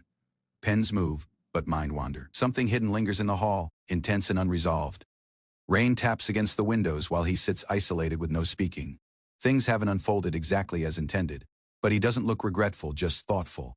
Rather than frustration, a grin slowly appears. That outcome may be separate, yet the unpredictability brings its own twisted satisfaction. Elsewhere, arrangements fall into place. A reminder confirms a session attention Sakurazuka Middle Campus. At 4 p.m., anything seems tightly orchestrated. Confidence radiates from Nagumo as she prepares for her media arrival. Her child notes the tension, remarking on her mother's visible satisfaction. Excitement builds. That conference marks one public turning point, one that will supposedly clear their names. Attendance is small, yet the desire to publicly witness the teacher's apology is lasting. Permission is subtly granted. Although the occasion is intended for guardians, pupils are convinced they have every right to be there if they choose. Uncertainty lingers. One label in particular causes doubt. Repeated calls go unanswered, casting doubt on if Suzuki will show up at all. Morning begins as usual. Shiori's guardian gives a warm farewell, ignorant of that impact, pressing on her daughter's shoulders. Afterward, a note plays across the answering machine. A polite tone introduces herself, Nagumo's mother, keeping a carefully planned message. Just as expected, one voicemail invitation asks him to attend that school's conference, implying his arrival could offer needed clarity. He pauses at the corridor, suitcase in arm. The note urges him to witness the truth behind the school's troubles. As he leaves, delay flickers, remarks shared with Shiori feel strained, as if something hidden hangs in the air. Left isolated, Shiori wrestles with the situation. The meaning behind anything remains unclear in her memory. At the doorway, she paused, wondering what it truly intended to be victimized. Her face was serious, searching for clarity, lowering her gaze. She mentioned up an emergency session, the impact of the situation pressing on both of them. His reaction was subtle but tense. He became slightly, giving an apology. With a distant voice, he stated that work obligations would keep him from going to. Pushing the subject, he reasoned that since she hadn't mentioned anything earlier, the harassment must not worry her directly. Although she agreed outwardly, a subtle truth remained: she had not spoken to either the bullies or their victims. He smiled faintly, convinced that her quiet confirmed what he already believed. Turning to leave, he confidently remarked that if anything focused had happened, she would have told him with no delay. His trust in that assumption appeared unshakable. Before walking out, he added one final idea: that victims are usually at fault themselves. The remarks cut deeper than he understood. As the door shut behind him, she remained still. The corridor was quiet, yet her thoughts grew louder with unease. Beyond, the media swarmed the campus insisting answers. Accusations of quiet and cover-ups had already started to spread. Stood before with reporters, Suzuki struggled to respond. Though unsure, he was directly pressed as the head teacher responsible. Elsewhere, administrators thought on that unfolding chaos. Doubts returned: was letting things reach this point truly the right path? Smiling harshly, a producer anticipated the media frenzy. The scandal of an instructor encouraging social abuse was sure to attract notice. Murmurs watched the mention of Yaneda, tied to old events. Speculation deepened as bonds to his former school surfaced. When asked about pupil arrival, the response rushed carefully. Of course, participation, it seemed, was inevitable in what would soon unfold. A faculty member spoke carefully, suggesting that Yaneda likely hoped to determination the confusion himself. The student beside her looked uneasy. As they walked against the hall, the girl nervously asked whether her homeroom teacher would also be speaking during the session. In a different corner, a assured student crossed her arms, declaring it was attention. A boy hesitantly came near her about a certain picture. They credited their plan's achievements to evidence found at Aizawa's house. The student smiled, promising to return the picture afterward. He recalled bluffing under demands. Although given claiming to have evidence, he had not had any to begin with. A smug grin circulated across his person. Although his bluff had no basis, Aizawa's shaken response confirmed there was something to hide. Ridiculing the situation, he ridiculed the old, sneering at the idea of a person still acting as if anything was fine. With a harsh glare, he vowed to remember Aizawa's degradation, ready to witness his fall and savor the minute of made remorse. Within the gymnasium, seats spread through slowly. The hall quieted as anticipation settled in before the assembly started. At the podium, the headmaster spoke to the class, opening with a formal apology as all eyes faced the stage. Arm reached for the doors as the principal's voice reminded everyone about the distributed document, signaling the next part of the meeting. Elsewhere, a student remained subtle, her fingers trembling slightly. Her face tensed, caught between hesitation and concern. Choosing not to enter, she sat isolated by the wall within. Footsteps resounded as a person spoke to the stage. Aizawa. The room quieted as the teacher made his way forward. Students watched closely, their expressions uncertain and tense. Taking his place at the microphone, he introduced his identity, formally the homeroom instructor of Year 3. Students 5 Aizawa Yuichi. Aizawa remained at the podium and started his admission, calmly requesting to share a summary of his actions. He showed that use of hidden cameras, placed in classrooms, hallways, and near pupils' belongings to observe their movements. Additional surveillance, he stated, was embedded in his necktie and pen devices he carried daily with no raising doubt. Although the footage had been leaked, he clarified that the equipment was not on him at the minute. A pupil recalled spotting one, rather than condemning that leak. Aizawa applauded the whistleblower's courage for bringing the bully's actions toward light. Two pupils listened intently as Aizawa affirmed that the choice caused was not wrong, reinforcing their earlier decision to speak out. That auditorium stirred with whispers as Aizawa signaled he had one final regardless to address before ending his statement. With a composed tone, he confessed to installing tracking software on pupils' phones, including Suzuki's, allowing him to monitor their movements. He then showed that Nagumo received one phone from him secretly embedded with spyware as a gift under fake pretenses. This granted him unrestricted access to Nagumo's personal data, keeping the hall motionless with shock at the depth of his actions. Gasps circulated across the hall, stunned. Reporters and faculty exchanged glances, struggling to grasp the full weight of Aizawa's confession. That principal's tone cracked with disbelief. He shouted over the audience, calling it a crime and denying any knowledge of Aizawa's methods. Aizawa remained composed, yet the move in tone failed to go unnoticed. What he had shared differed from what others had expected. Angrily, a lady remained and accused him of using private data to threaten her child, her tone complete of rage. Before she could continue, Aizawa corrected her. His subtle "that's wrong" resounded louder than any outburst in the hall. Aizawa showed his purpose. He sought access just to erase a damaging video. The footage using Suzuki Shiori could have destroyed her days. He rejected coercion, stating Nagumo acted of her own will. Her mother's silence deepened as the weight of the truth settled in. With unwavering gaze, Aizawa stated the harsh life. Her child was not a victim, she was a monster. Stunned, the lady stood before the headmaster, demanding answers. The room filled with tension, confusion rising. The headmaster, overwhelmed, shouted for Aizawa to stop and leave the platform, unable to preserve control any longer. Visibly tense, asked Aizawa about the disturbance from the earlier morning, insisting admission that it had been handled. In response, Aizawa played a recorded clip audio of the headmaster, instructing him to cover things up. The audience began to murmur. As the recording went on, the principal's own words revealed a cruel indifference. Even bullying, he said, should be hidden if necessary. Horrified, that man understood their private conversation had been recorded. Panic crept in while he muttered about nearing retirement. Breathing heavily, the headmaster broke down. Elsewhere, Aizawa remained strong, exposing anything to a now silent crowd. As Aizawa came near, the headmaster stumbled over his remarks, desperately attempting to justify his actions, but failing to form a defense. Elsewhere, a pupil listened with disbelief. The school's response to abuse and property damage had been to erase the evidence. Aizawa, unflinching, stated that this was the norm, instead of upholding justice. The institution chose silence and repetition. He spoke plainly to that audience. Schools had become places with no accountability. They were lawless. He proposed actual solutions, cooperation with police, surveillance, and decisive action. The quiet in the hall was no longer ignorance, but thought. Aizawa stressed that strong, systemic changes were necessary to prevent harassment. Some pupils listened quietly, uncertain how to react. Outrage broke out from the audience. Accusations flew. His methods spoke of violation of rights. Several adults remained up in protest. They argued that as an instructor, Aizawa ought to trust in pupils' ability to change, not treat them with suspicion. Calmly, he posed a question. Did they truly trust each pupil acted with a clear conscience? The hall quieted once more as he challenged their optimism, asking them to abandon naïve ideals in the person of life. Aizawa's icy gaze thought the truth. He had come to accept some individuals. No, regardless the effort, had not changed. Suzuki Shiori, worn down by abuse, had been pushed to the brink. Her despair almost led her to end her days by walking in presence of a train. In the quiet of the hall, Aizawa confessed he understood that kind of pain. He showed his old 20 several years ago. He too had been victimized, and he still carried the marks. Standing on a campus rooftop retreat then, he failed to think about death itself, just about escaping the overwhelming pain he remained inside.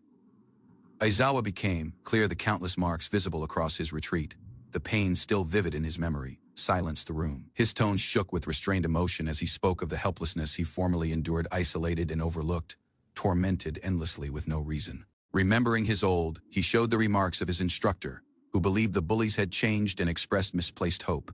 She had pleaded for patience, defending that very youths who had tormented him, claiming they weren't truly evil. With a made grin, young Aizawa had accepted the pledge of a peaceful class, one he knew would not come true.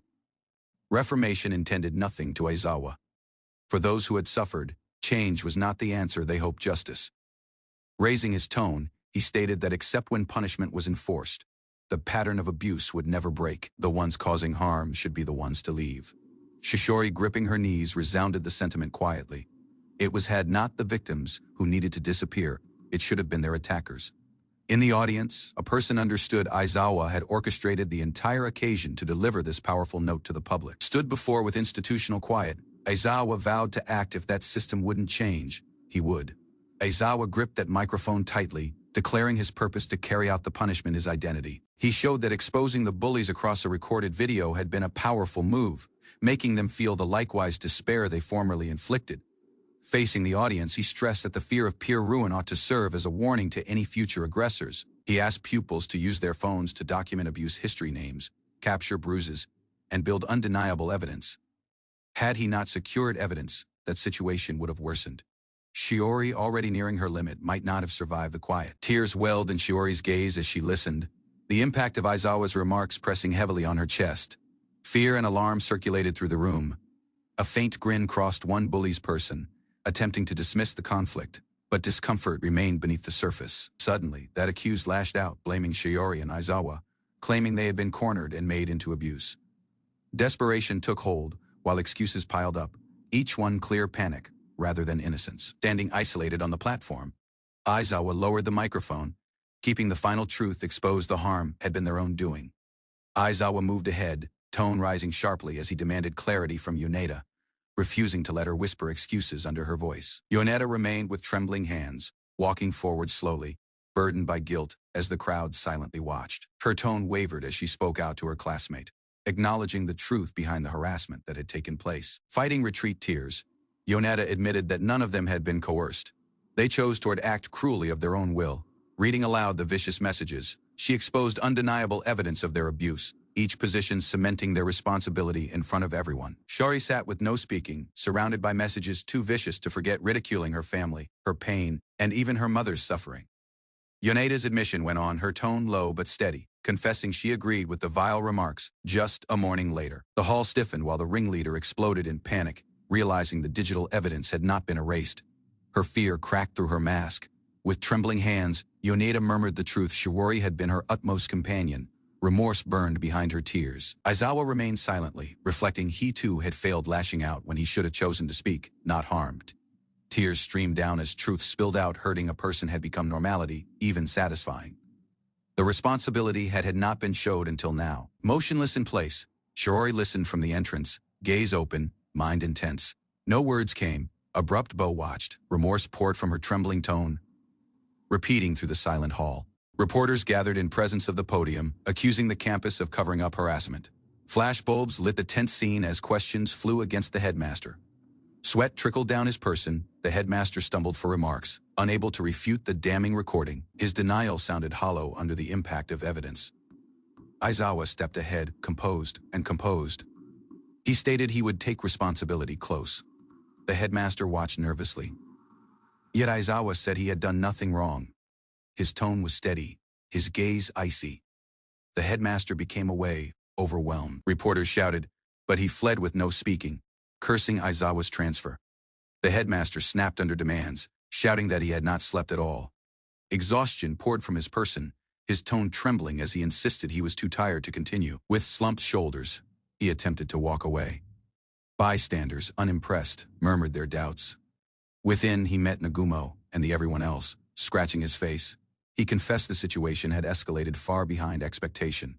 His tone was weary. In desperation, he pleaded for that media to avoid reporting the incident. His request hung in the air. Nagumo's remarks were cautious.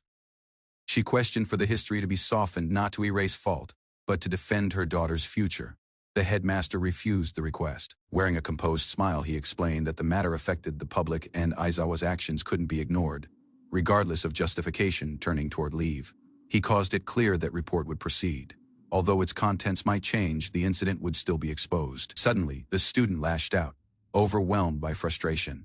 She shouted and ran, blaming the class over her as tears welled in her gaze. Before she could escape, a person grabbed her hand. Resistance flickered in her position as conflict escalated. Person to person with Aizawa, she stiffened. He questioned where she was going, telling her he still needed the final photo. Aizawa told her of their support. He had fulfilled his aspect, and now it was her turn to keep the pledge, regardless of the plan's mistake. She suddenly burst into laughing. Her ridiculing voice cut across the minute as she called him a fool, showing no intention of cooperating. He stepped retreat, startled. Her remarks showed her manipulation. She had not intended to arm over the photo. The entire scheme had been a trap, closing the separation. She sneered. With venom in her tone, she labeled him a stalker, ignoring his alarm rage surged. Aizawa grabbed her and shouted, insisting the picture as frustration overcame him. Aizawa, frustrated and cornered, questioned why she wouldn't cooperate. Her reply was harsh. She failed to just hate Suzuki. She hated him too.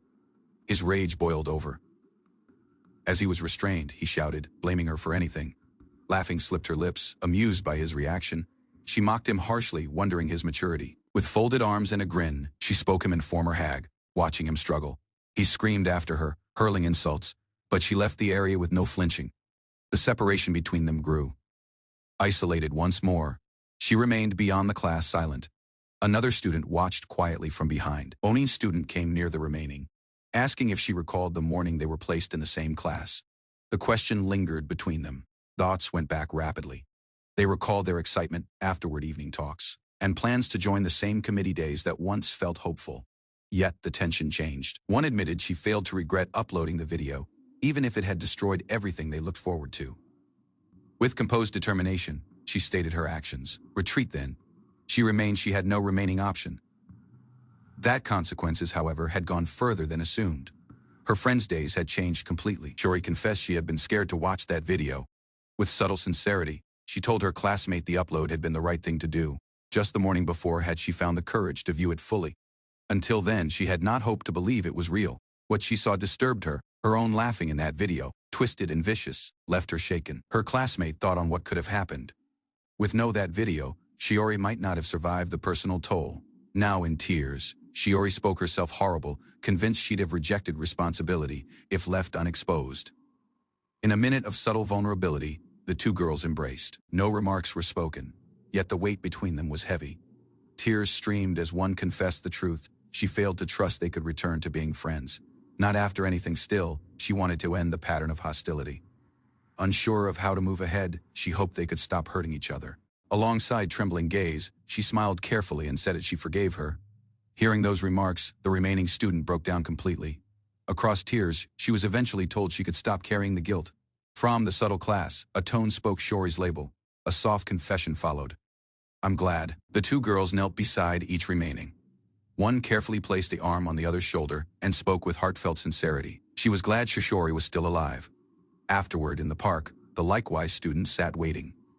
A slight, nervous grin formed as she spotted someone approaching. Her visitor showed up. It was abnormal. She had not questioned to meet like this before. Conflict lingered. But emotions flared rapidly. She accused the remaining of not understanding anything, blaming her for anything with raw pain in her tone. Confused and harmed, she questioned what those remarks truly intended. Her tone trembled as she questioned why she was hated so deeply. The remaining student confirmed there was a reason. It was not just hate, something more personal fueled the bitterness. Calmly, she showed that her classmate's father had been having one affair with their instructor. Yazaki alarm swept across the girl's face. Her expression froze as the revelation sank in, unaware of the affair until now, smiling bitterly. That remaining stated that it was because of that affair she was given favoritism, like joining the basketball team. Rage flared as the girl expressed her bitterness. The other's ignorance and joy over something meant for her only deepened her resentment. The accusation was too much. The student shouted retreat, refusing to trust what she was hearing. One photograph was thrust into her hands. It showed her father while an instructor entering a love hotel. Disbelief consumed her. Staggered by the image, she could just murmur. Her world changed elsewhere. The remaining student smiled coldly, ready to confront the teacher next. Devastated, she clutched her chest, connecting her mother's breakdown, the harassment, and her father's affair. Anything had begun with him. With vicious satisfaction, the student mocked her classmate. She described how, as the student suffered bullying, her father was enjoying time in a hotel with another woman. The remarks grew more vicious. Tears welled up as the girl begged her to stop, unable to bear hearing more. Smirking, she handed over the picture. Her parting remark suggested asking her father directly, keeping behind a trail of personal wreckage, retreat house. She confessed the plan had failed. Yet, seeing Suzuki's crushed face was enough to satisfy her resentment. Resolved, she smiled toward herself. Her days wouldn't end in misery. With a hopeful grin, she burst into the house and told her mother she hoped to study abroad. Her voice was bright and complete of energy. Yet, the tension changed instantly. Her parents exchanged glances, surprise and tension filling the air. She questioned her father about the household store. His quiet spoke volumes, and her excitement slowly faded. He stated that complaints had poured in, business had stalled, and mine from studying abroad were out of reach, sweating and overwhelmed. He admitted anything the store's label was exposed, debt remained, and even she had become an aspect of the fallout. Shirori confronted her mother with a pained face. She had believed in her, but now remained betrayed.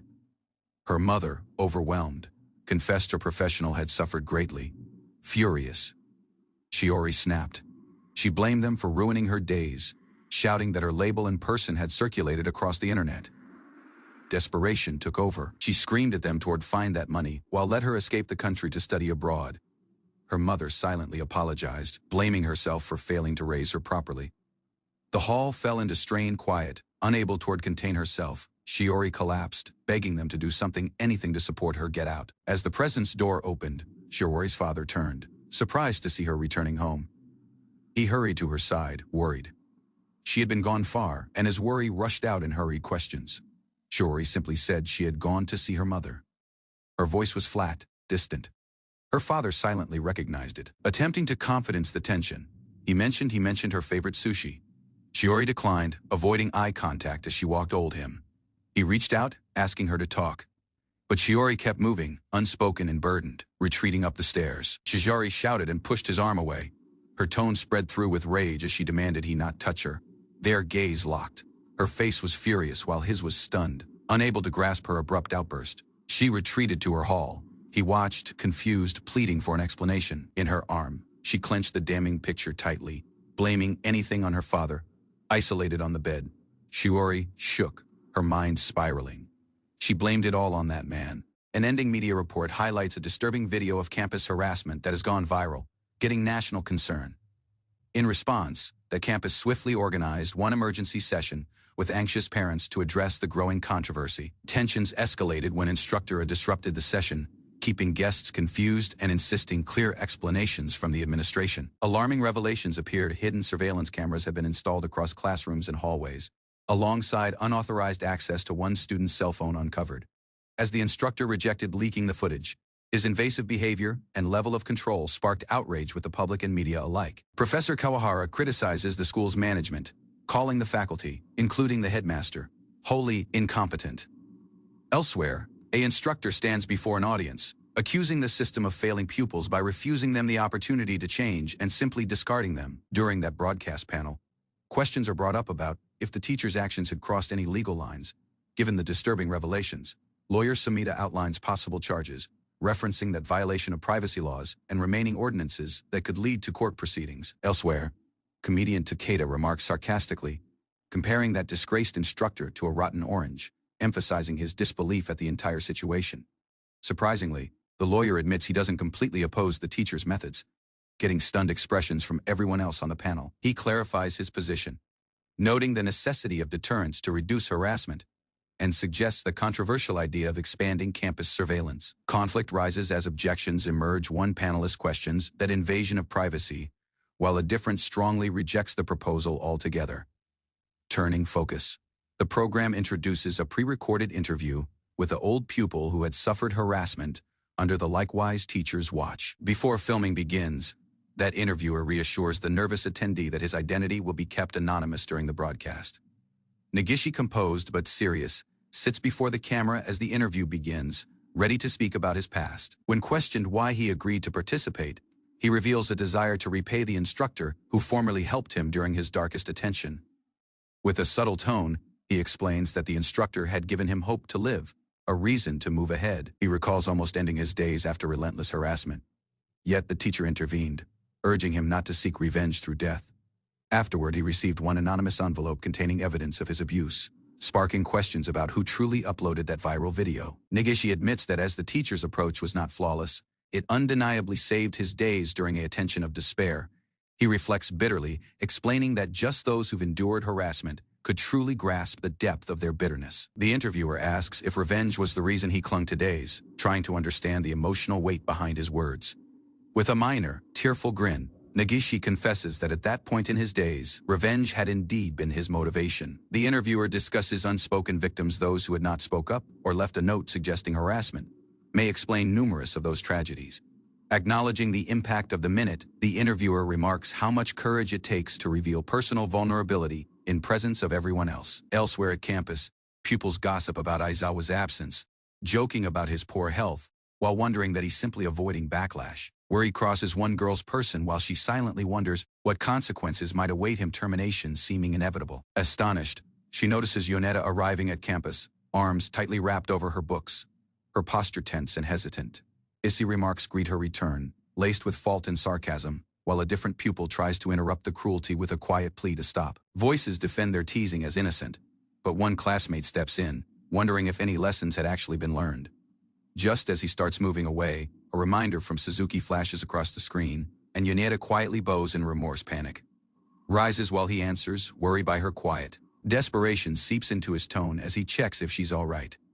Suzuki's composed reply eases the conflict, telling him she's fine, although her expression suggests more lies beneath the surface afterward.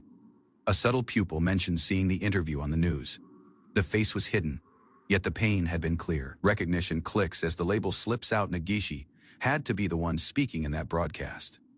Retreat when they visited him, it remained like he was attempting to erase the old until he learned who their instructor was. Realization sets in that minute. That encounter must have been that reason Nagishi chose to visit the campus afterward.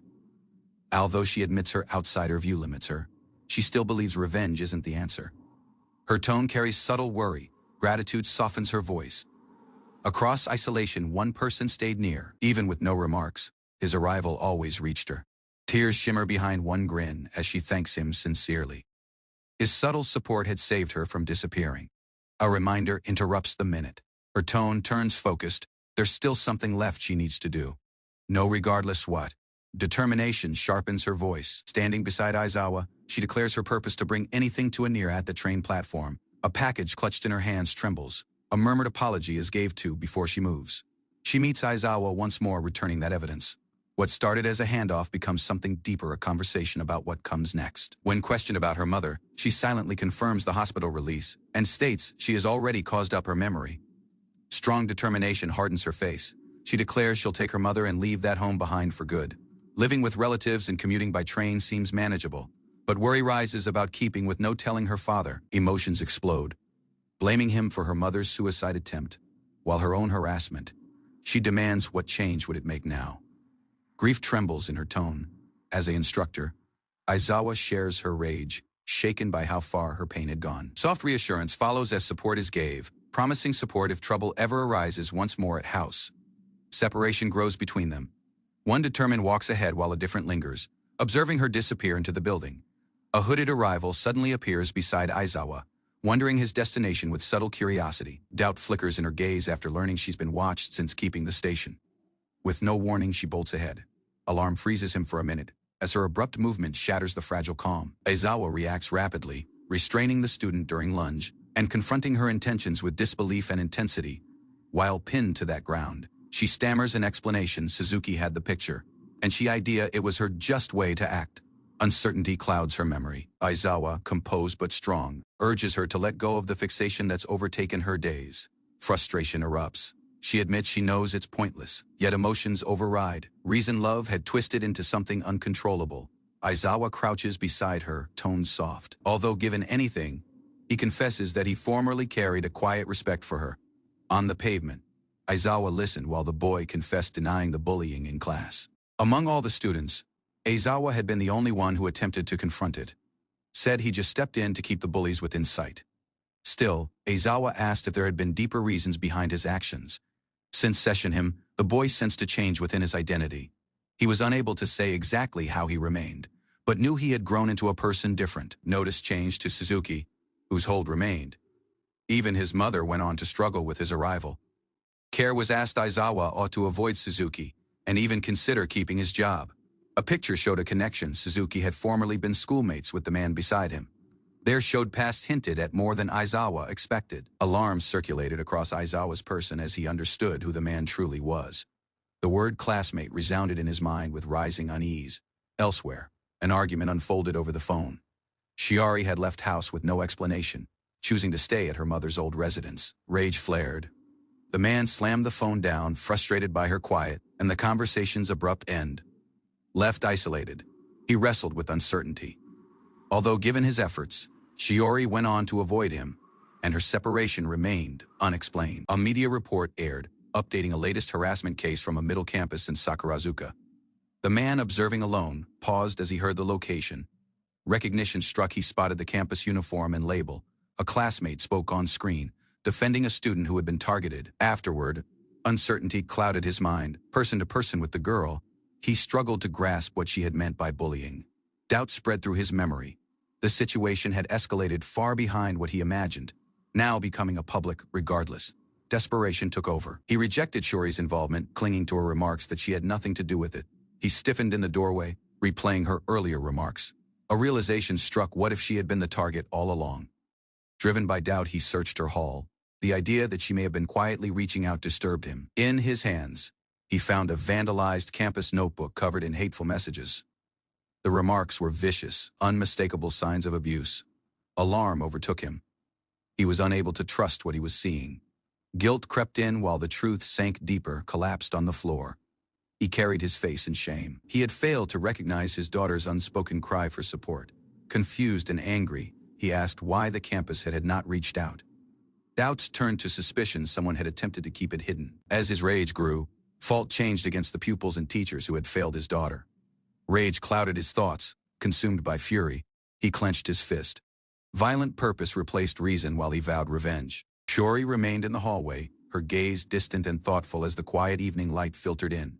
Carrying a tray with 2 glasses of barley tea, her child stepped into the hall, giving a bright grin and soft gesture. Thoughts appeared as laughing broke across recollections of childhood summers, and overindulging in tea mentioned a moment of warmth.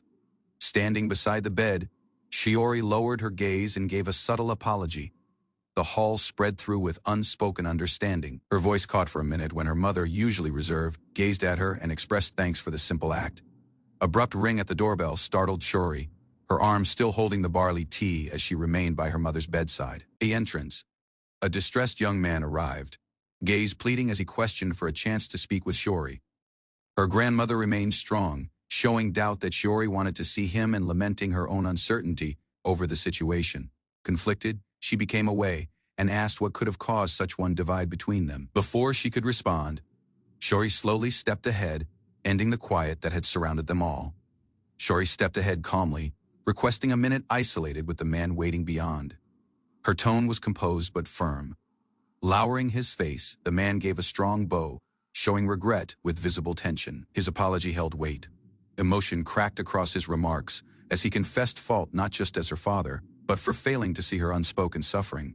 She listened with no interruption, remembering the minute she formally sought his support and received quiet in return. Determination in her tone, she vowed that both the campus and the bullies would person consequences for what was overlooked.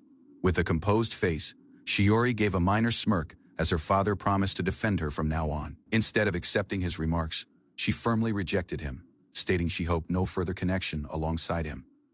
Flashes of old degradation went back, schoolmates ridiculing her over her food, pointing fingers, and laughing with no restraint. Although given her suffering, it was not her father but a kind homeroom instructor who gathered the evidence to defend her. Gaze burning with frustration, she told him of his vicious remarks, blaming her for being the target instead of offering support. He attempted to explain his identity, stumbling over his remarks, claiming his past remark was not directed at her specifically.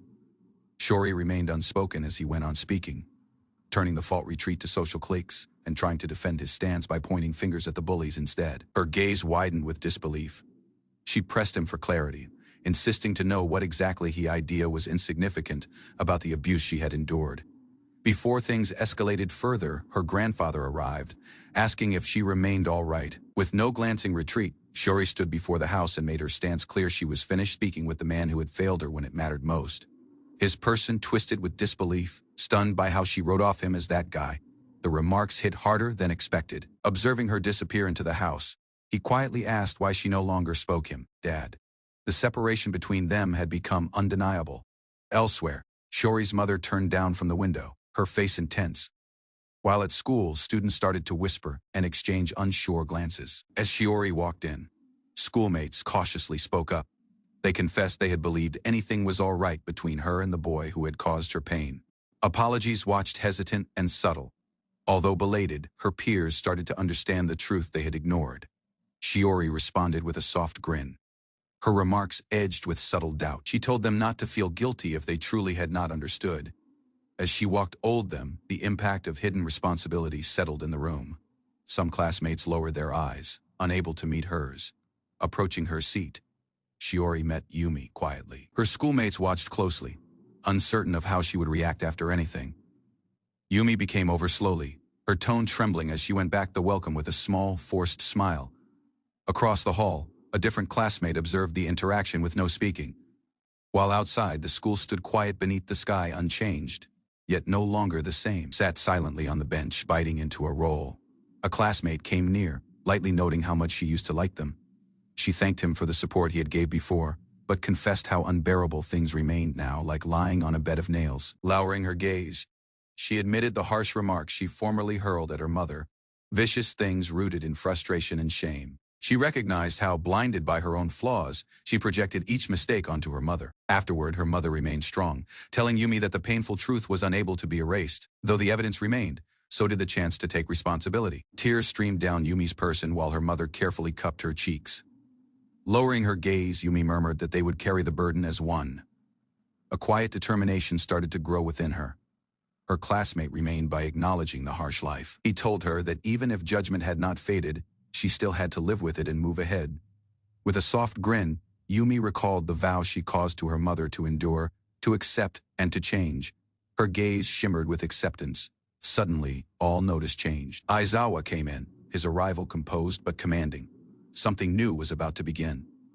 Aizawa walked against them, tone composed but direct. His arrival was unforeseen, considering his impending suspension. Murmurs drifted across the hallways. The class appeared on edge, worried Suzuki might eventually speak up and unravel what they buried. Brows furrowed. One pupil stepped ahead and questioned, pointedly, was this suffocating quiet, the kind of safety he had aimed for? No answer rushed at first, gaze narrowed, frustration rising. He noted out how fear now governed each interaction. Not peace, just subtle submission. Arms crossed. Aizawa responded harshly. Teaching morals to each bully had not worked. Fear, at least, kept individuals in position. A tone cut across the air, urging the idea that all pupils were inherently bad. Quiet followed. An example was gave Yoneda, who had started taking responsibility. Denial met it at first, but acknowledgement rushed rapidly. She had changed, praise watched unexpectedly. Walking ahead unprompted was not easy. No one had assumed it, especially not from Manaka. Even the instructor confessed he'd misjudged the situation. Wanting to support a person like Suzuki had appeared suspicious until now. A subtle admission slipped his lips, perhaps. Strong down there was jealousy, not of weakness but of the strength it took to be honest. Gaze widened at the remarks left hidden. Something in the teacher's tone hinted at more than authority. It hinted at remorse. A step away from the conversation, he confessed silently to his identity what he had all along waited for. Across blurred thoughts and fresh faces, images formed in his memory of those who stood up, those who wept, and those who reached out with no delay. Even now, that memory of his own youth remained vivid. Several years had passed, yet some wounds had not healed. As the corridor stretched before him, one question lingered. If only people like them had been there back then, would everything have turned out differently? Footsteps resounded across the corridor as a recognizable determined came near. His pace was heavy, expression unreadable. Quiet fell when they locked gaze. A question broke the conflict. What would Suzuki say now? Within, the principal's office, composed, was replaced by harsh clarity. The situation, formerly murky, was now being laid bare. He moved ahead. Tone icy. The truth was undeniable. Orders had come from above to hide and wait until the scandal faded. Control snapped. Rage burst out as he slammed his arm down. No explanation could justify the quiet, not when a guardian had been completely overlooked. Tone cracked under demands, but remarks rushed fast and loud. No apology had ever showed up, not even once, from those responsible. Shishori's pain weighed heavily. If this minute was lost, so was the last thread tying him to her. Desperation overtook restraint. Each sentence was a demand, an urgent plea for accountability. Across that table, empty reassurances sounded hollow. Patience eventually shattered. Fury broke out. A brought-up foot slammed against the desk, shaking the hall, voice still uneven. He spoke with clarity. One person had acted differently. Gratitude spread through his tone as he called the instructor, who quietly stood up for the truth. The threat rushed silently but firmly. If fault was changed onto the just teacher who helped, forgiveness would never be an option. Before a different word could be spoken, a faculty member hurried in with made cheer. The instructor in question had just arrived. A arm reached into a bag, slow and deliberate. A label was spoken Aizawa and disbelief flashed across a recognizable person. No one walked. Attention slowed as two individuals locked gaze. Accusation and uncertainty crossed simultaneously. Alarm broke across the conflict. Gaze widened, tone trembled. Seeing him there unexpected, uninvited shattered every assumption laid moments before. A composed smile softened his face as he introduced himself. The name confirmed everything. He was the homeroom teacher, Aizawa Yuichi. Within the subtle hall, Aizawa stood composed as the other man entered cautiously, uncertain of what awaited. Their gaze locked. Aizawa's face unreadable, as the man's person betrayed growing confusion and unease. With no raising his tone, Aizawa responded to the disbelief aimed at him, making the man second-guess his own mind. Hearing that Aizawa was Shiori's instructor sent a jolt through the man. Sweat beaded on his temple as the realization started forming. Motionless in place, he was unable to bring his identity to sit. The idea struck hard. This man might be more than he arrived, and far closer to the truth than expected. Uncertainty spread through the air as the man processed Aizawa's calm explanation about Shiori's past injury. Doubt spread across his face as suspicion started forming. Recognition struck. Aizawa's tone matched the one he heard during that phone reminder. The impact of realization settled. Aizawa had understood all along. Although given the revelation, Aizawa's face remained unreadable. The man asked if this session had truly been a coincidence. Beyond, Aizawa's harsh question resounded. Would he still say the likewise if a person he loved had been harmed? The words hit deep. Uncertainty twisted his mind. He now understood. Aizawa knew his identity from the start and confronted him deliberately. Aizawa's unspoken gaze stirred uncertainty. The question remained, why would he defend her, knowing who her father was?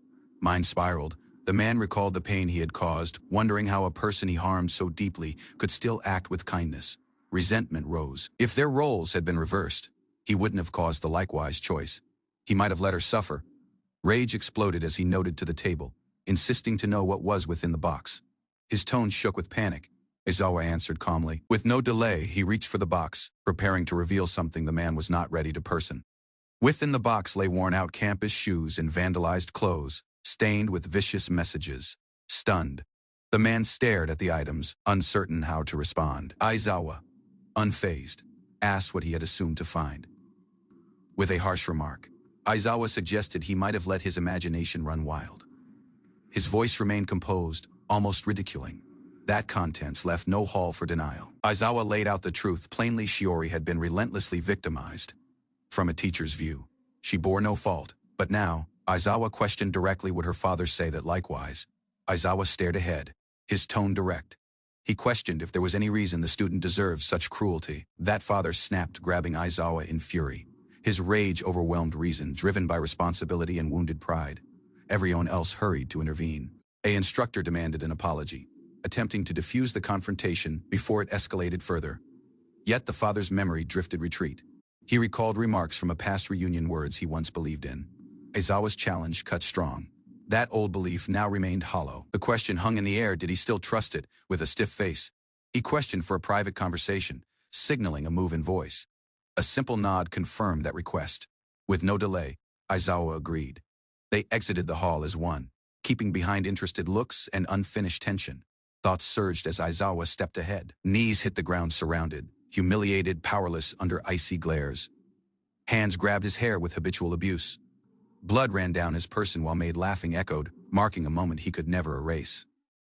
In the empty campus corridor, Aizawa is left sprawled on the floor. Pupils walk old with no slowing down, treating his arrival as something already decided and unimportant. Attention passes, and he now moves down the corridor beside a black-haired pupil. With no warning, the situation turns harsh. Hand seize Aizawa, making his body to freeze as panic and self-doubt surge across him. When the hold eventually releases, he stumbles ahead. The quiet of the corridor feels heavy as the other student stands behind him, visibly unsettled. Concealing his shaken state, he steps ahead, choosing to move ahead rather than remain where he fell. Near the chemistry hall, Aizawa stands facing a black-haired man now dressed as an instructor. Recognition settles in slowly. Aizawa researched the teacher's person, remembering the past, as the teacher struggles to process the situation before him. As they walk into the corridor, The atmosphere grows heavier. The teacher explains the school setting through his actions, while Aizawa listens without reacting much, looking down from a slight height change. Aizawa appears composed but distant. His arrival unsettles the instructor, who cannot hide his disbelief. Aizawa reveals his motive across his gaze, keeping the instructor shaken by responsibility and unresolved responsibility. Memory from old mistreatment resurfacing clearly in his gaze. The instructor listens without speaking, standing across from him in the hallway. The weight of responsibility hangs between them while the situation is acknowledged. Aizawa's person relaxes slightly, yet his gaze remains distant. He reflects on how simple explanations had not matched what actually happened. After being assigned to the campus, troubling signs begin to appear. Belongings go absent, and discomfort silently spreads with students. Observing from a separation, Aizawa forms his own results. With no intervening directly, he recognizes the pattern and the person likely behind it. While reviewing campus records, Aizawa notices a recognizable surname. The student's guardian information draws his notice, stirring thoughts he hoped would remain buried. Even so, the label refuses to leave his mind, remaining as he walks house isolated. Attention proves him wrong. Breathing grows uneven as life connects old and present, and the discomfort he feels becomes impossible to ignore. Soon after, Aizawa observes the pupil more closely. Signs of distress appear, making it clear that a person close is struggling without speaking. Although given reassuring his identity repeatedly, doubt remains. Observing from the corridor, Aizawa realizes the situation cannot be separated from what he formerly endured.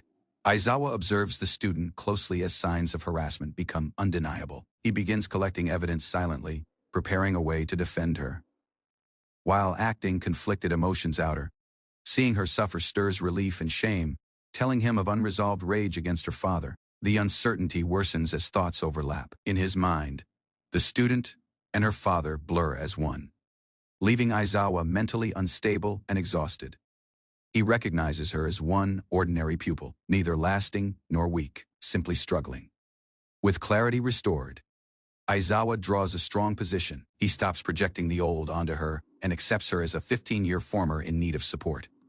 Aizawa faces that man calmly, explaining his view of the student. His posture is steady, showing conviction rather than delay. A faint grin appears on Aizawa's person. He makes it clear that the student has grown up kind and unaffected by her father's old actions. His face twisting with agitation, Aizawa watches with no walking retreat, unshaken by the response. Standing strong, Aizawa reflects on how time has changed him. He no longer sees himself as the weak boy he once was. That confrontation escalates physically. Although given being pushed, Aizawa remains composed, proving that the old no longer defines who he is. Accuses Aizawa of remaining unchanged, clinging to that image of the bully from the old. Aizawa listens with no denying it. Abuse follows instantly. Aizawa is made to the floor, pinned down as former power dynamics resurface in a brutal form. Rage spills out unchecked. That man blames circumstances and delayed action, refusing to accept his own responsibility. Aizawa looks up calmly. Although given that demands on him, his composure contrasts sharply with the man's desperation and rage. As a phone rings close, life intrudes. The scene freezes, exposing how easily abuse repeats when accountability is avoided. A twisted grin spreads across his person as he labels his identity broken behind repair. Acceptance appears made, masking hostility that never truly fades. Unspoken observation continues. Memory of discovering that girl's suffering sharpens focus, fingers tightening alongside restrained emotion. Separation disappears in an instant as fists move once more. Influence lands, yet eye contact is maintained. Refusing escape or submission, pain snaps his face away, voice drawing briefly. Even so, determination remains intact, unshaken by repeated blows. Steady breathing follows the strike. No apology carries impact now, and recognition settles that regret gave this afterward means nothing. Denial surfaces instantly. Awareness settles that anything said and done within this hall has already been made up for. Looking downward, determination replaces any need for protection. Support remains no longer something required or accepted. Seated on the floor, composed observation continues. Surprise is assumed, but reactions no longer regardless at this point. From above, life becomes clear. Individuals formed by abuse are not destined to become victims forever, and that realization arrives too afterward for one side. Rage erupts once more, loud and uncontrolled. Judgment is delivered with no delay, getting a clear boundary between past abuse and present responsibility. Excuses spill out rapidly, framing abuse as something justified. Confidence twists into mockery, using praise of that student as a convenient shield. Quiet follows instead of denial. Recognition flickers, acknowledging that such excuses often sound convincing on that outer. Alarm replaces arrogance in an instant. Accusations outer, shifting fault and attempting to isolate responsibility away from oneself. A new tone enters with harsh doubt. Rumors circulated easily, transforming worry into accusation and distorting intentions beyond recognition. Harm done reaches far behind harassment. Clear damage that can no longer be wrote off as reasonable. Awareness settles silently. Knowledge of anything that happened has already reached the student, keeping no hall for denial or concealment. Alarm breaks across composure.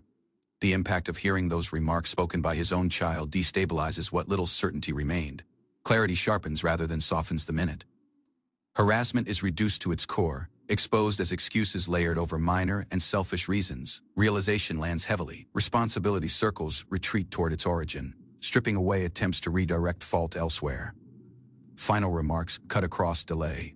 Memory is demanded, not for forgiveness, but to ensure the truth is had not rewritten once more. In the empty corridor, Aizawa stared at the recognizable person before him. His thoughts stalled as recognition surfaced, bringing unease and confusion he was unable to hide. Lowering his gaze, Aizawa remained rigid near that wall.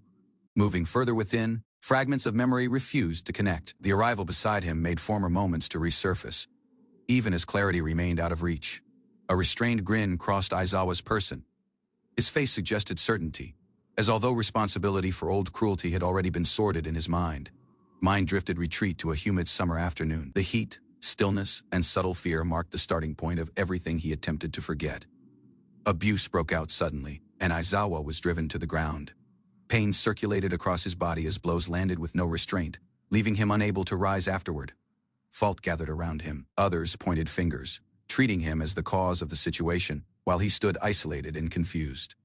Aizawa attempted to explain his identity, but his denial carried no impact. The minute passed with his position weakening further as doubt settled in. Closed pupils reacted differently. Some wrote off the incident, while everyone else condemned his silence as a failure to act when it mattered. The memory finished with Aizawa collapsing near the stairs. Fear, guilt, and helplessness merged, fixing the moment as the root of everything that followed. Bruised while trembling, Aizawa lay on that ground, staring upward as attention stretched painfully.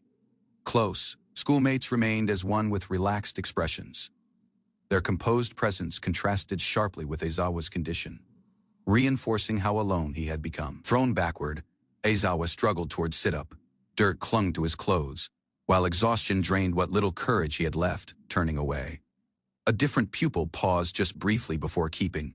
Aizawa remained behind, reduced to a distant concern rather than a person. Looking up in desperation, Aizawa searched for meaning. Fear, uncertainty, and resignation mixed, keeping him uncertain why this suffering was placed on him. Clarity went back to Aizawa all at once. A forgotten detail surfaced, and his expression shifted while the past started to align in his mind. Lying on the ground, Aizawa listened as the reason was eventually revealed. The explanation was small, yet it carried lasting consequences. Realization struck him hard. What had formerly appeared meaningless was tied to jealousy and misplaced bitterness that had grown silently over attention, treating abuse as one form from amusement. For him, hurting Aizawa had become a deliberate choice. As everyone else spoke out from a separation, the minute finished. Aizawa remained where he was, understanding that this petty origin shaped years of suffering. Looking retreat, the group's behavior remained obvious to Aizawa. Their laughing and separation showed how little his suffering had ever counted to them. Lowering his face, Aizawa absorbed the reason once more. Something trivial had been enough to justify abuse that left lasting marks. Uncertainty crossed his person as memory failed him formerly more. The gap between accusation and recollection deepened his discomfort. The explanation went on calmly, framing old abuse as normality. Aizawa understood he had been treated as a convenient target rather than a person. Image from his younger self appeared clearly. Fear and helplessness remained, confirming how deliberately he had been broken over attention. Aizawa touched his person calmly, remembering injuries that watched him for several years. Even treatment had been difficult, keeping the damage as a quiet reminder. He then exposed his hand, clear marks that had not faded. The remaining man fell silent, unable to deny the proof placed before him. As the marks were shown more clearly, Aizawa's thoughts sharpened. Each wound carried a moment of fear, pain, and helpless endurance. The old returned as deliberate degradation. What had formerly been done to define him now remained openly revealed. Turning slightly away, Aizawa recognized how he attempted to escape retreat. Then the marks remained, confirming how deeply the cruelty had shaped him. Rage finally surfaced as the weight of time became unbearable. The confrontation broke its restraint, exposing frustration that had been suppressed for decades. Aizawa remained composed, although given the outburst. His composed response showed detachment rather than forgiveness, formed by several years of thought. Standing person to person, the imbalance between them became clear. One struggled to move ahead, as the other carried memories that never loosened. The old went back vividly for Aizawa. Pain and degradation returned as physical sensations, unchanged by the passage of attention. Minute closed with clarity, and its origin no longer counted contrasted to its lasting damage. A subtle challenge was brought up as far-buried logic surfaced. If the suffering was pointless, then the actions that caused it was unable to be excused. Quiet spread through the hall while an answer was demanded. Delay replaced confidence, and avoidance became the just response, facing each remaining under the window light. Responsibility was eventually asked. Attention offered no shield against what had been done. Movement broke the stillness as composure collapsed. Turning away showed responsibility that remarks could no longer conceal. Lowered posture and clenched hands marked that end. An apology was no longer optional, but one debt far overdue. A pause watched the demand for an apology. Doubt appeared mixed with disbelief as the weight of that word settled between them. Seated with his face lowered, the man wrestled with the idea of change. Opportunity was gave, yet certainty failed to take form. Remorse pressed heavily, although pride resisted surrender. That suggestion of becoming better sounded distant and unwelcome.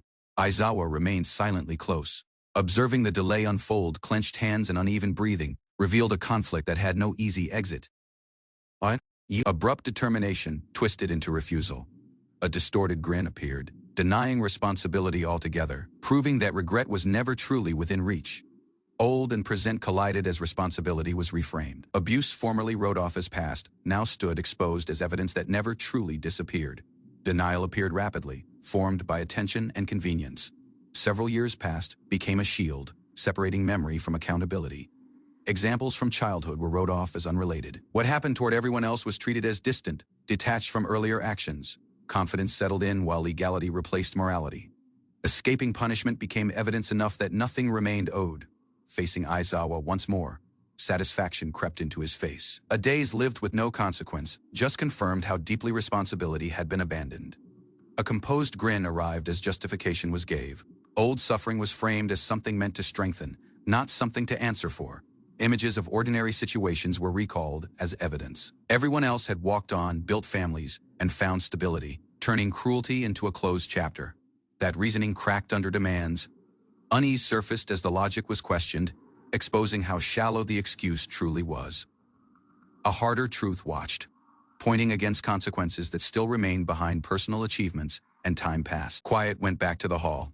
Aizawa stood firm as the other man sat shaken, forced to face how completely he failed to understand the damage left behind. Minds settled on household bonds that failed to weaken with attention. Trust between parent and child remained firm, resisting outside interference and doubt.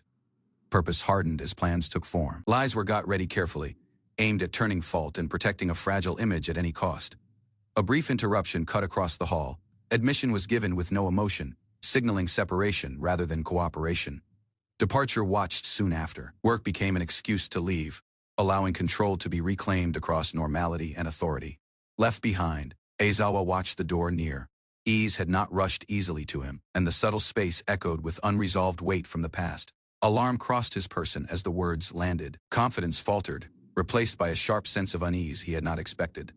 Steps slowed near the stools, and the space suddenly remained unsafe. Awareness sharpened as escape routes were noted out with icy intention.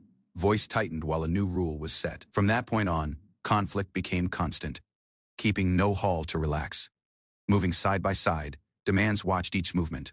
Daily days was reframed as something that required constant alertness and restraint. Leaning near, determination was made clear. This was not a warning meant to fade, but a pursuit that would continue until nothing remained to take. Conflict hung between their looks. Threats were no longer hidden, and separation gave no sense of safety. One twisted grin formed while curiosity replaced restraint. Interest grew in how much resistance could still be drawn out. Turning away, confidence remained intact. Departure remained deliberate, while if control had already been secured, Quiet spread through the hall after he left. Aizawa remained isolated, steady but alert, absorbing what had just been promised. Footsteps resounded down the corridor. Going ahead became a choice caused with awareness, knowing pursuit would not end silently. Aizawa paused at the class door, steadying his identity. Mind about connection and care appeared, unfamiliar yet firmly rooted in the present. Walking within, composure went back. Surprise remained, but expectation had already been formed by trust built quietly over time. And hand walked to set belongings away. That minor action thought a choice to face what waited instead of avoiding it. Standing in the hall, patience shaped his posture.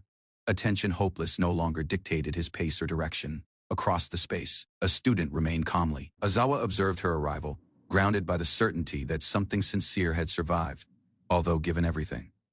Aizawa noticed the note with no speaking, understanding that responsibility and care had become the foundation guiding his present choices.